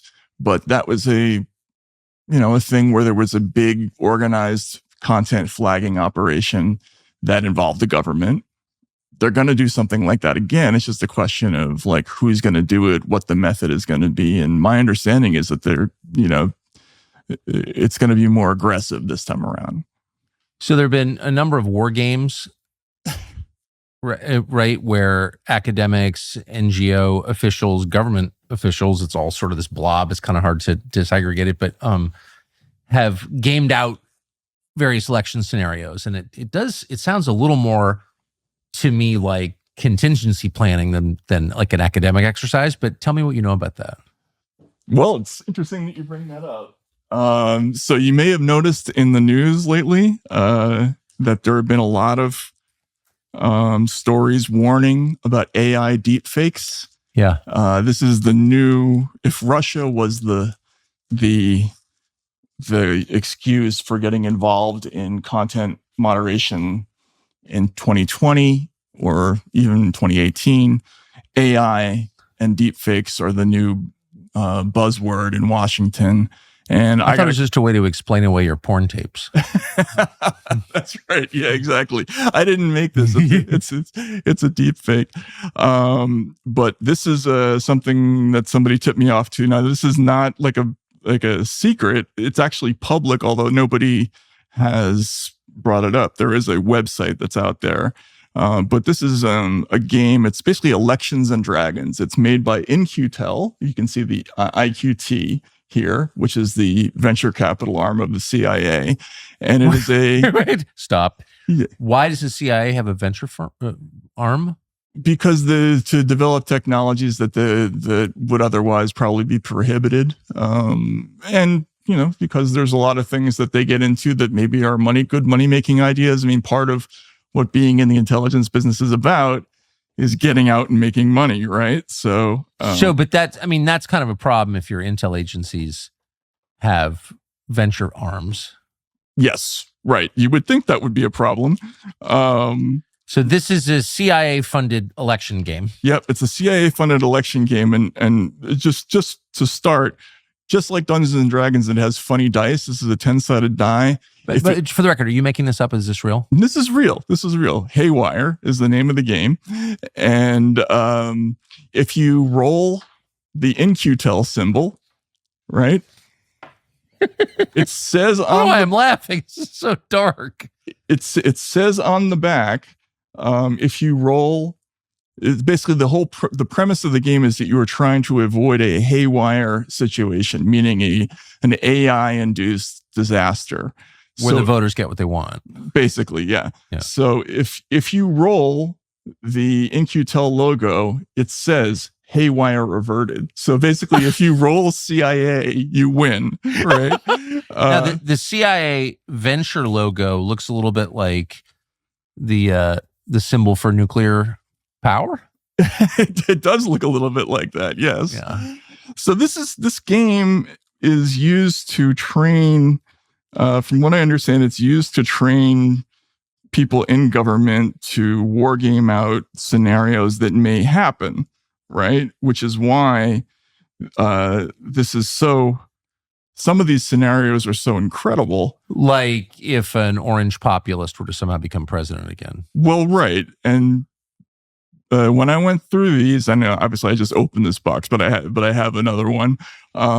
The one that really jumped out at me is this thing called The Purple Disappeared. The Purple Disappeared. If you could read out what it says. Swing states appear safe on the national electoral map in early polling. Later, it emerges that AI-driven election forecasts were wrong because the data scientists overlooked significant partisan differences that make swing states highly competitive. Discuss your response plan, then draw 2 injects. Real-world harm, it says at the bottom, misinformation/social bias, heightened stress, anxiety, and depression. What's social bias mean? I have no idea, but that certainly sounds to me like they're asking the game players to come up with a plan for some kind of reaction to election results that don't necessarily square with what the polls were indicating, right? I mean, that's basically what they're saying in that scenario. Here's another one: mind games. An easy-to-use voice model helps create a viral video suggesting that one of the candidates may have dementia. Suggesting. Discuss your response plan and draw 2 injects. So it's just full of stuff like this, and this. We started to hear about this idea that there were people in this information management /censorship / content moderation space that were deeply involved with, finding new ways to manage information that people see. Back in 2010, the Army actually got rid of the term PSYOP because they thought it had negative connotations. They brought it back in 2017 because there was a widespread belief that we have to engage in influence operations, that because Russia is already doing it, because China is already doing it, we need to do it. And it's the same thing aimed at our own population. Yeah, and that's the thing. We did this before previously. We created phony social media accounts in Arabic and Pashto, right? And that's something that we've understood. What's different is that they're now doing this in English, right? And they're now aiming this at domestic populations. I thought that was illegal. It is. I would think it's illegal. I think a lot of this behavior is just unregulated, not looked at. I mean, who's going to go in and tell them they can't do this? What body is going? I mean, it's the New York Times, the Washington Post. Democracy dies in darkness. I mean, that is the role of the press. Yes, but to expose excesses and roll them back by exposing them. But the problem is that they see, for instance, Donald Trump and the Trump movement as an extension of what they might call the Russian information ecosystem. They say, like the Global Engagement Center of the State Department has this concept of information ecosystem. So if you're too in alignment with Russian foreign policy views on, say, Ukraine or something like that, you can be part of the ecosystem even if you have nothing to do with that country.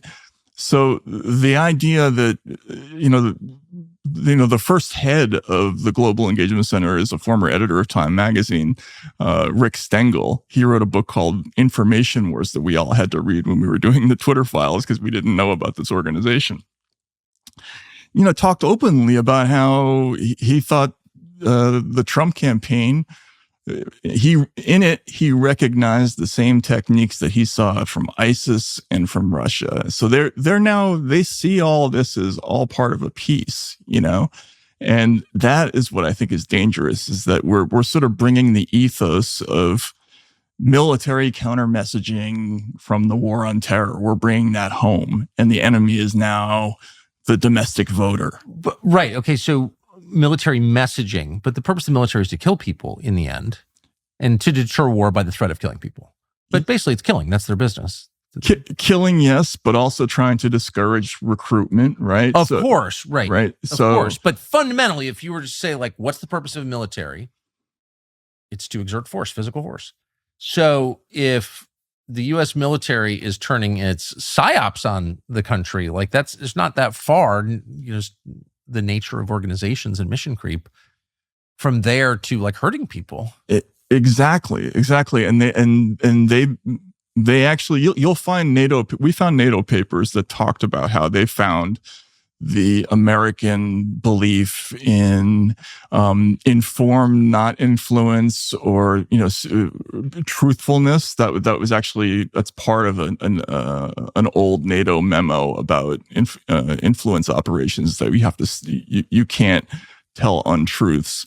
The more modern belief is that that's outdated, that because the Russians don't do that we have to, we shouldn't have those restraints. So we have to worry now about sort of phony influence operations in the United States. And if you look at it in things through that lens, suddenly things like Russiagate start to make a little bit more sense, right? Because you can imagine somebody in the intelligence services saying, well, Donald Trump is part of this nexus of anti-American forces, and anything's fair game against that kind of person. So what Russia's central to all of this in the minds of the people doing it?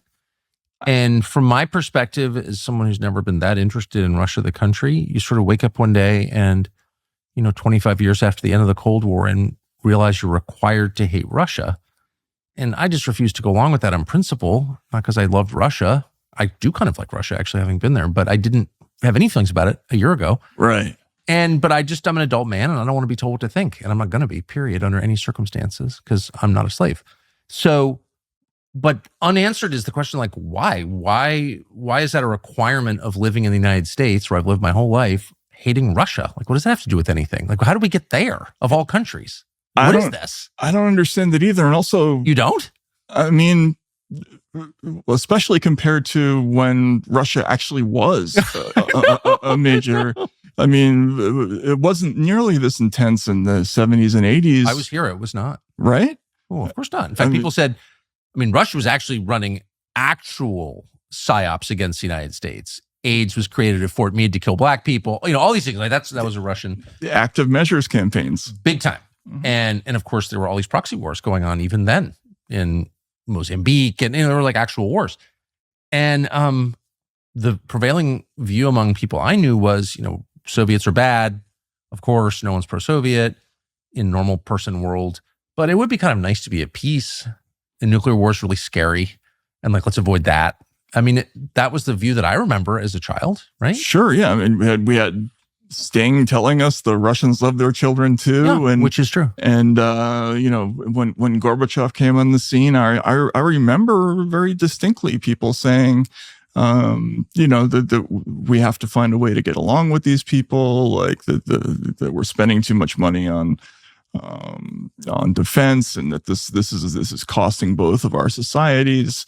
But that's not where we're at now. And oddly enough, the current American government, it feels a lot like the Soviet government of the early 80s, right? Where, Joe Biden would have fit in perfectly in the Politburo of the early... He is Brezhnev. I've thought that many times. Yeah. He's the doddering old, physically dead leader who still has a title because, he hasn't actually expired Presiding over a decayed, cynical society that no longer believes in the slogans. Right. The Russians have a joke where Gorbachev gets in a limousine. He's late for work, so he drives too fast. The cops pull him over, and Gorbachev's driver is drunk, passed out in the back. So he had to drive himself. He gets stopped by the police, and the cop sees him, salutes, goes back to the car, and the other cop says, "Who is that?" And he goes, "I don't know, but Gorbachev was his driver." And that's how you feel about America now. Who's running this country? Does anybody know? Who is running the country? Is it Jake Sullivan? You'd have to make a guess. Wouldn't you? Somebody has to have the final say about these things, and it can't be Biden. I just think that's a very weird thing to not know. And no one seems curious about it either. Right. Where are the stories about that? Who's that? Well, the Wall Street Journal just did a story about that. I read it. They broke the seal on that, but... It's kind of a silly, dishonest story, but in it were quite a silly, dishonest story, I thought, but whatever. But there were certainly things in there that had not been in the Wall Street Journal or a big paper before, for sure. Right. They took a they dipped a toe in the lake of, right. Yeah. But still, you, in a real country, we would be scrambling to find out. Well, the president is clearly not capable. So what's going on?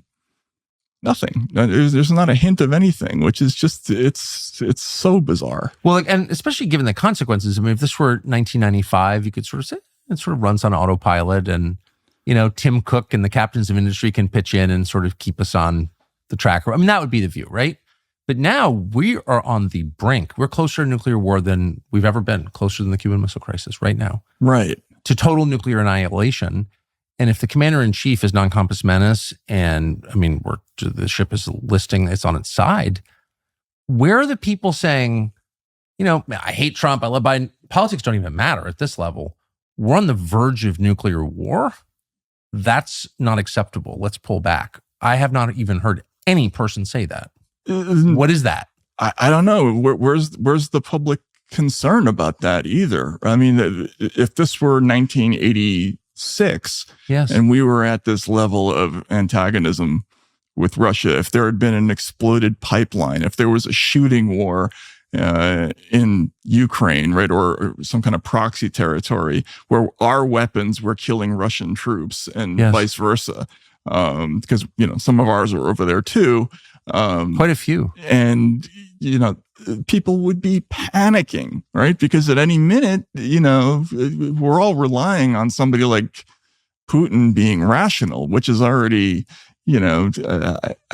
I made that mistake in thinking that he would never invade Ukraine. I thought that too. And so, what are we banking on the idea that if we launch some kind of a weapon into the Russian territory, that they're not going to hit us? What do you think?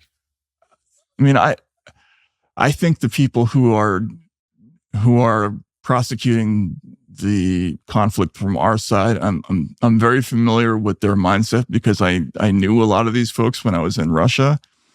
They're not. It's kind of like all the president's men. These aren't very bright guys. Yeah, and things have gotten out of hand. And I think that they have no idea what they're doing, and this could easily get out of hand very, very quickly, because they're messianic about this. They think they must continue this conflict. Whereas the one thing that I thought Barack Obama was sensible about was, when the Crimea thing happened, he said, look, it's not, it's always going to be more important to them than it is to us. That's right. So, very important to them, by the way. Right, exactly. So I hear these people, including the U.S. ambassador to Ukraine, but many others, just sort of blithely announce that, we're going to take Crimea. And that, again, I don't have strong feelings about Crimea. I've never been there, but I think I know as a factual matter that is a trigger for nuclear war right there. For sure. And it's kind of a jump ball also, like, should that place be? Well, I think it is Russian at this point, but right, and it's been Russian historically. Yes. I mean, there's a lot of weird stuff about Ukraine's history, like the fact that they created the territory as sort of on a whim, in the middle of the Soviet period. The lines are very arbitrary; they're not drawn along real linguistic or cultural lines. And if you've been to the place, you'll find that it's very Russian in some parts and very Ukrainian in others. I'm sure that's changing now, but the people who are pushing this, they have no knowledge of that whatsoever. It's the same thing as when I was in Russia. They've been told one thing, and so Ukraine to them is like Switzerland, and we're saving it from Russia. Whereas the reality is that it's nothing like that in reality. And I don't know, how dangerous do you think they are? I think they're crazy. I think they're the most dangerous.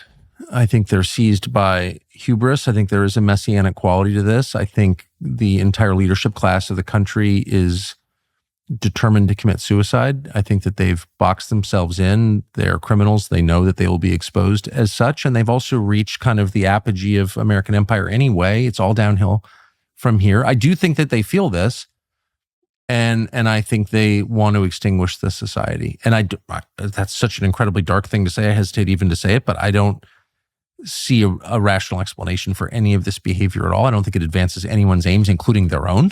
Right. I don't believe that Larry Fink is like orchestrating all this so BlackRock can get even richer. I think they want to get richer. I think Larry Fink's a bad guy, obviously, but I don't think it's or Lockheed Martin. That's exactly right. The defense contractors, that's all true on one level, but that's not the explanation. No, it's way deeper than that. I think this is a spiritual thing, and I do think societies kill themselves just as people do, and I think that's what we're clearly that's what we're seeing.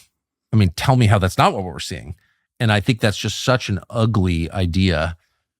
Again, it hurts me to articulate it, but you asked. So that's what I honestly think. Well, I mean, what other explanation is there? Well, kind of, yeah. Right? I mean, I've kind of run out of, I made the mistake, I think, for years of trying to think, well, what's the angle on this? That's right. That's how I thought. Like there's got to be some end game that they're going for. And the only way to make sense of this is to give that up, I think, because there's something darker going on in the culture of people who run this country that it's inaccessible if you're trying to like assign motives to it. Right. They could easily, like, just take the problem of Donald Trump. They could easily defeat Donald Trump as a political entity if they were thinking as political consultants did in the 90s or 80s, right? Like they would just make some subtle adjustments. They would throw a bone to working people and they would put forward a candidate who isn't, physically dead and they would win, right? But no, for them, I think it's a principle that a certain kind of voter not have a say in things. And that's just totally counterintuitive to me. I just don't understand that, but.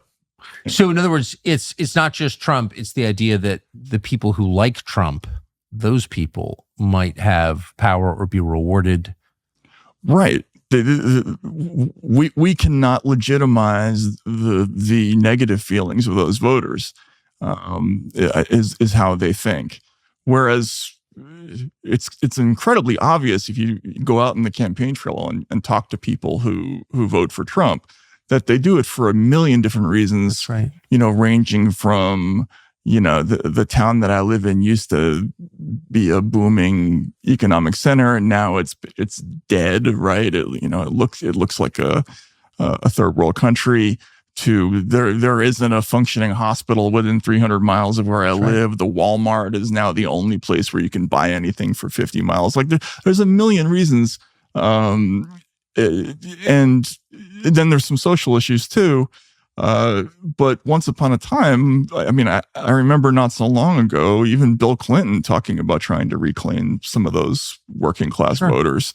And that was a legitimate activity. Clinton won West Virginia. He won every county in West Virginia. Imagine. Every county. That's amazing. Every county in West Virginia in 1992.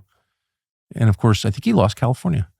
Wow. And so imagine a Democrat winning any county in West Virginia. Well, they wouldn't want to win. No, they don't. Right? It's totally true. Right? It's totally true. I mean, they go in there with this scolding attitude, like learn to code, like what's wrong with you? Like there's this punitive attitude about it, which is as you know, if you've covered campaigns, you cannot win if you have hostility towards the voters. Well, that's Trump's secret, is he doesn't hate them. He loves them. I know. Right. And that was immediately apparent from his first campaign, is that he got up there and, people say, well, what does a billionaire have in common with, ordinary people? Well, he's like them in a lot of ways. He has the same, right. He probably does the same thing in the spare time. He goes to the same websites and we eat at the same restaurant. We know that. Right. Exactly. McDonald's. And, so when he opens his mouth, people think, I can connect with this guy. Now, it's a lot of it is fake, right? And the policy prescriptions may not make any sense, but you can understand why. But at the level at the level of viscera, he is affection, and they have hate, and I think that's the thing that shocks me most. Like I think I'm way too autistic or something to understand a lot of the things that are happening right now, but I think in terms of outcomes. And that's not what any of this is about. And the thing that shocks me most is the actual hostility that people in DC, where effectively I'm from, have for the rest of the country. Like they hate the people in the country. They do.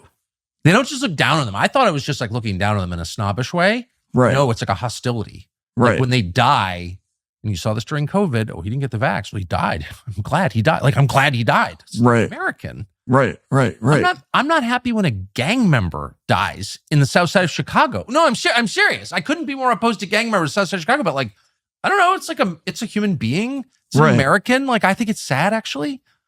Oh, I mean, the hostility during the COVID thing was it was unbelievable to watch. What was that? Yeah, I mean, Jimmy Kimmel does this whole anti-vax Barbie thing where it's just, it's the worst kind of, cosmopolitan looking down at the hick kind of a thing, and they hate these people, right? But why? I don't understand. Like once upon again, not long ago, entertainers wanted to connect with ordinary people, and now they don't like that audience. They wouldn't want to get plaudits from that audience, and politicians don't either. They want to be elected by the right people, or they want to do it without the help of the wrong kind of voters, but they can't because they're outnumbered.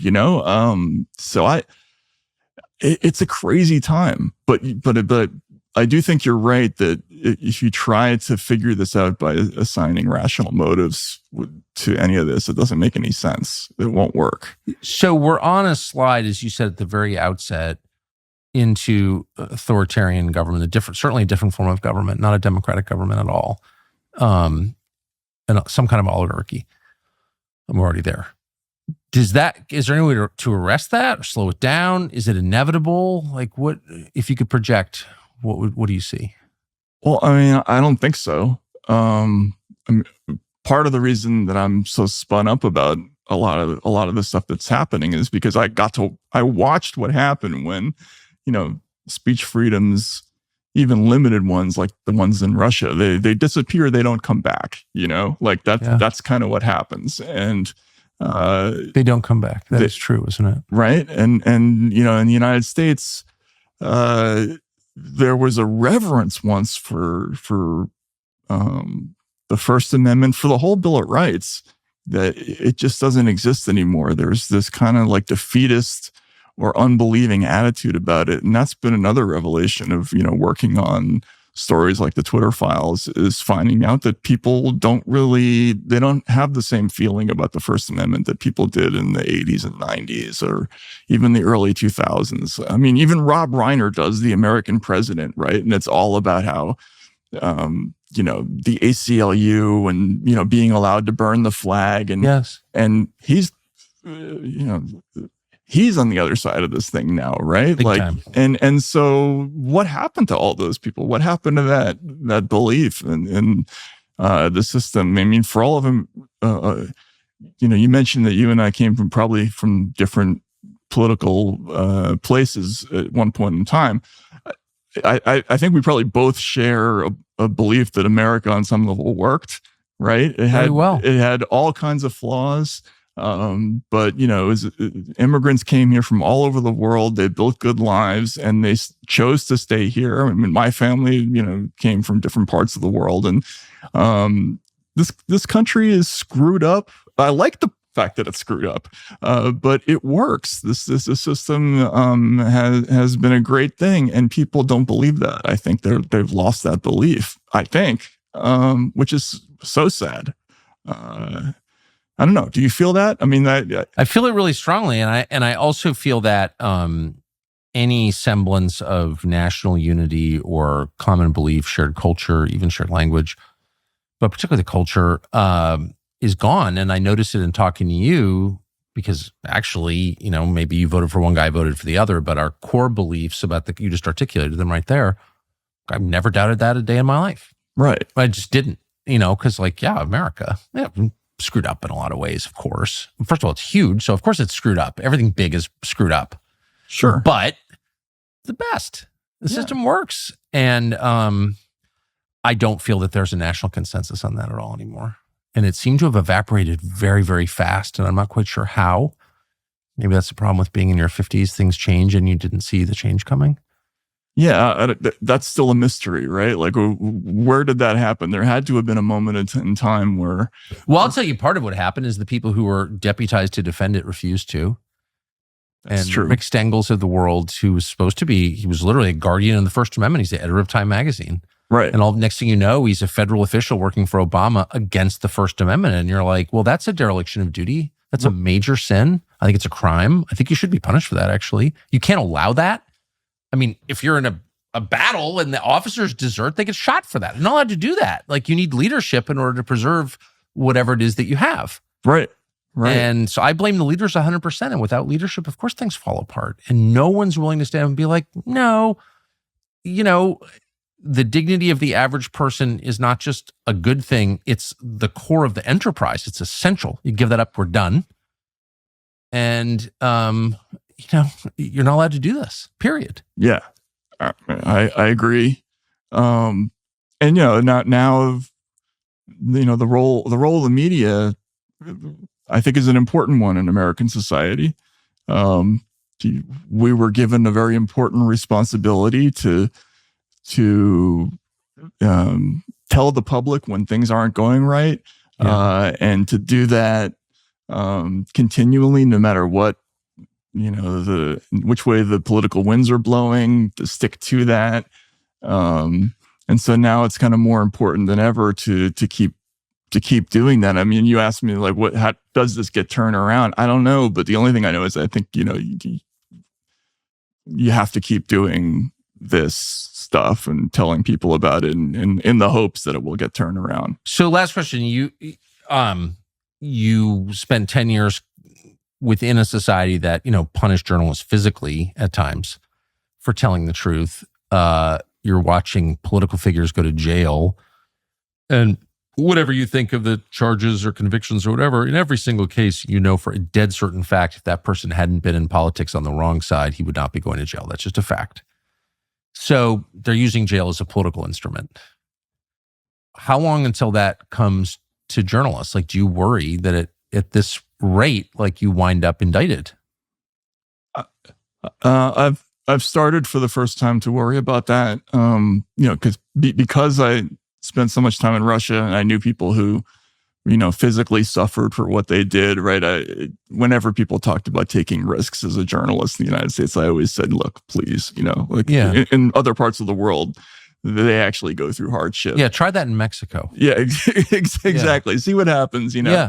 But it's gotten weird here. I mean, even the Bannon story, there's an element of that where it may not be as much about him as a political figure as it is about War Room necessarily. Well, it's 100% that. Right. And no one wants to say it, but at this point in his life, as of today, Steve Bannon is a journalist. That's what he is. Now, you may disagree with him completely. He hosts a talk show every day. Right. It's like, what is that? Right. And the most influential one. Yeah, I know. Right. And, you hear people like Rick Wilson getting up and saying, yeah, it's 4 months, but it's 4 important months. It's 4 key months. He said, the Republican strategist, he said that. The Lincoln Project guy. Yeah, the Lincoln Project guy and the former Dick Cheney aide, I saw that and I was like, wow, they're kind of saying that out in the open, and even my experience, look, you had the FISA thing happened. Yeah. When I did the Twitter files, an IRS agent showed up in my house while I was testifying to Congress. So that's absolutely crazy. Yeah, no, I thought it had to be a coincidence, but I don't think, I now no longer think it is. And I do worry about it. I mean, I haven't even shared this with my wife yet, but I thought it might be time for us to get a house in some other place that doesn't have an extradition treaty. Yeah. Well, there aren't many. Which is a problem. Oh, right? I'm aware of that. Yeah. Yeah. And I never had those thoughts even a year ago, but you must have had them. I've had some thoughts. Yeah. I've had some experiences that, are pretty shocking, I would say. Not interested in talking about it, but yeah, for sure. Really, really shocking. But it's still kind of all hard to believe. I guess it's always that way, right? When your society changes, it's hard to believe it's actually happening. Well, it's happened slowly. Like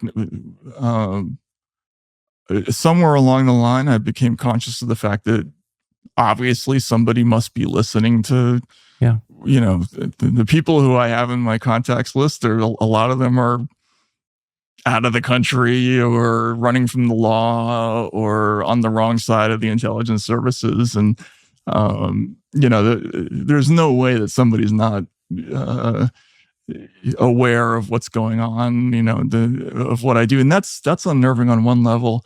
But yes, this recent thing about, even the stuff involving the Epic Times and Alex Jones, who I was never a fan of his. He had some choice things to say about me, but I think this whole thing started with the decision to take him off the internet, and that's troubling. Like they clearly see in journalists and information as a threat, and I don't think it's an accident that there aren't that many places left to publish, and there aren't that many people left doing real journalism. So yeah. Do you think Twitter will stay open for the duration of the election?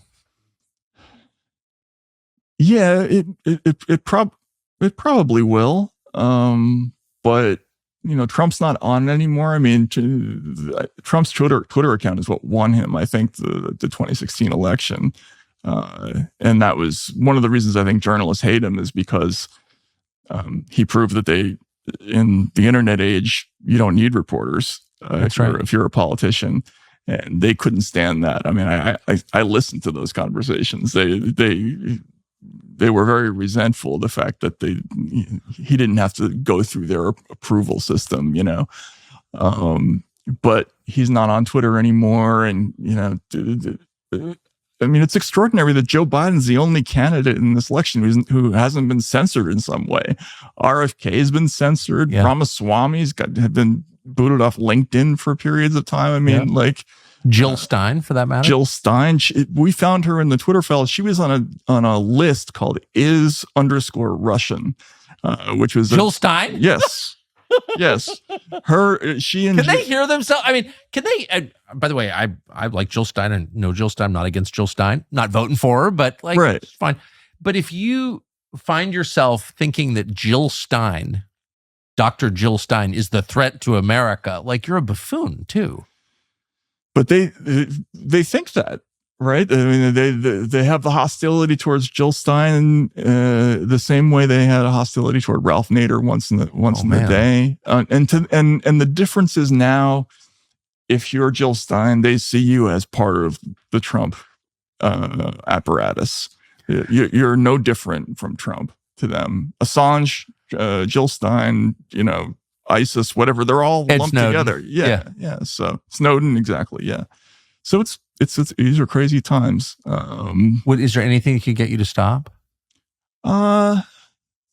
I mean, I've got kids, so I'm obviously not completely invulnerable, right? But I think the world, America needs journalists, and again, the first thing that we have to be is tough about it, right? And so you got to get knocked off before you give up. I think you shouldn't give up, right? I mean, all my heroes in journalism didn't do that, so I'm not going to do that, I don't think. But I mean, you wouldn't, would you? Under any circumstances, right? Yeah, exactly. So, Matt Taibbi, thank you. Thanks so much, Tucker. I appreciate it. Thanks for watching our YouTube channel. We hope you'll subscribe to it. And by the way, you can hit the little bell on there and get notifications every time we produce a video. We hope you'll do that also.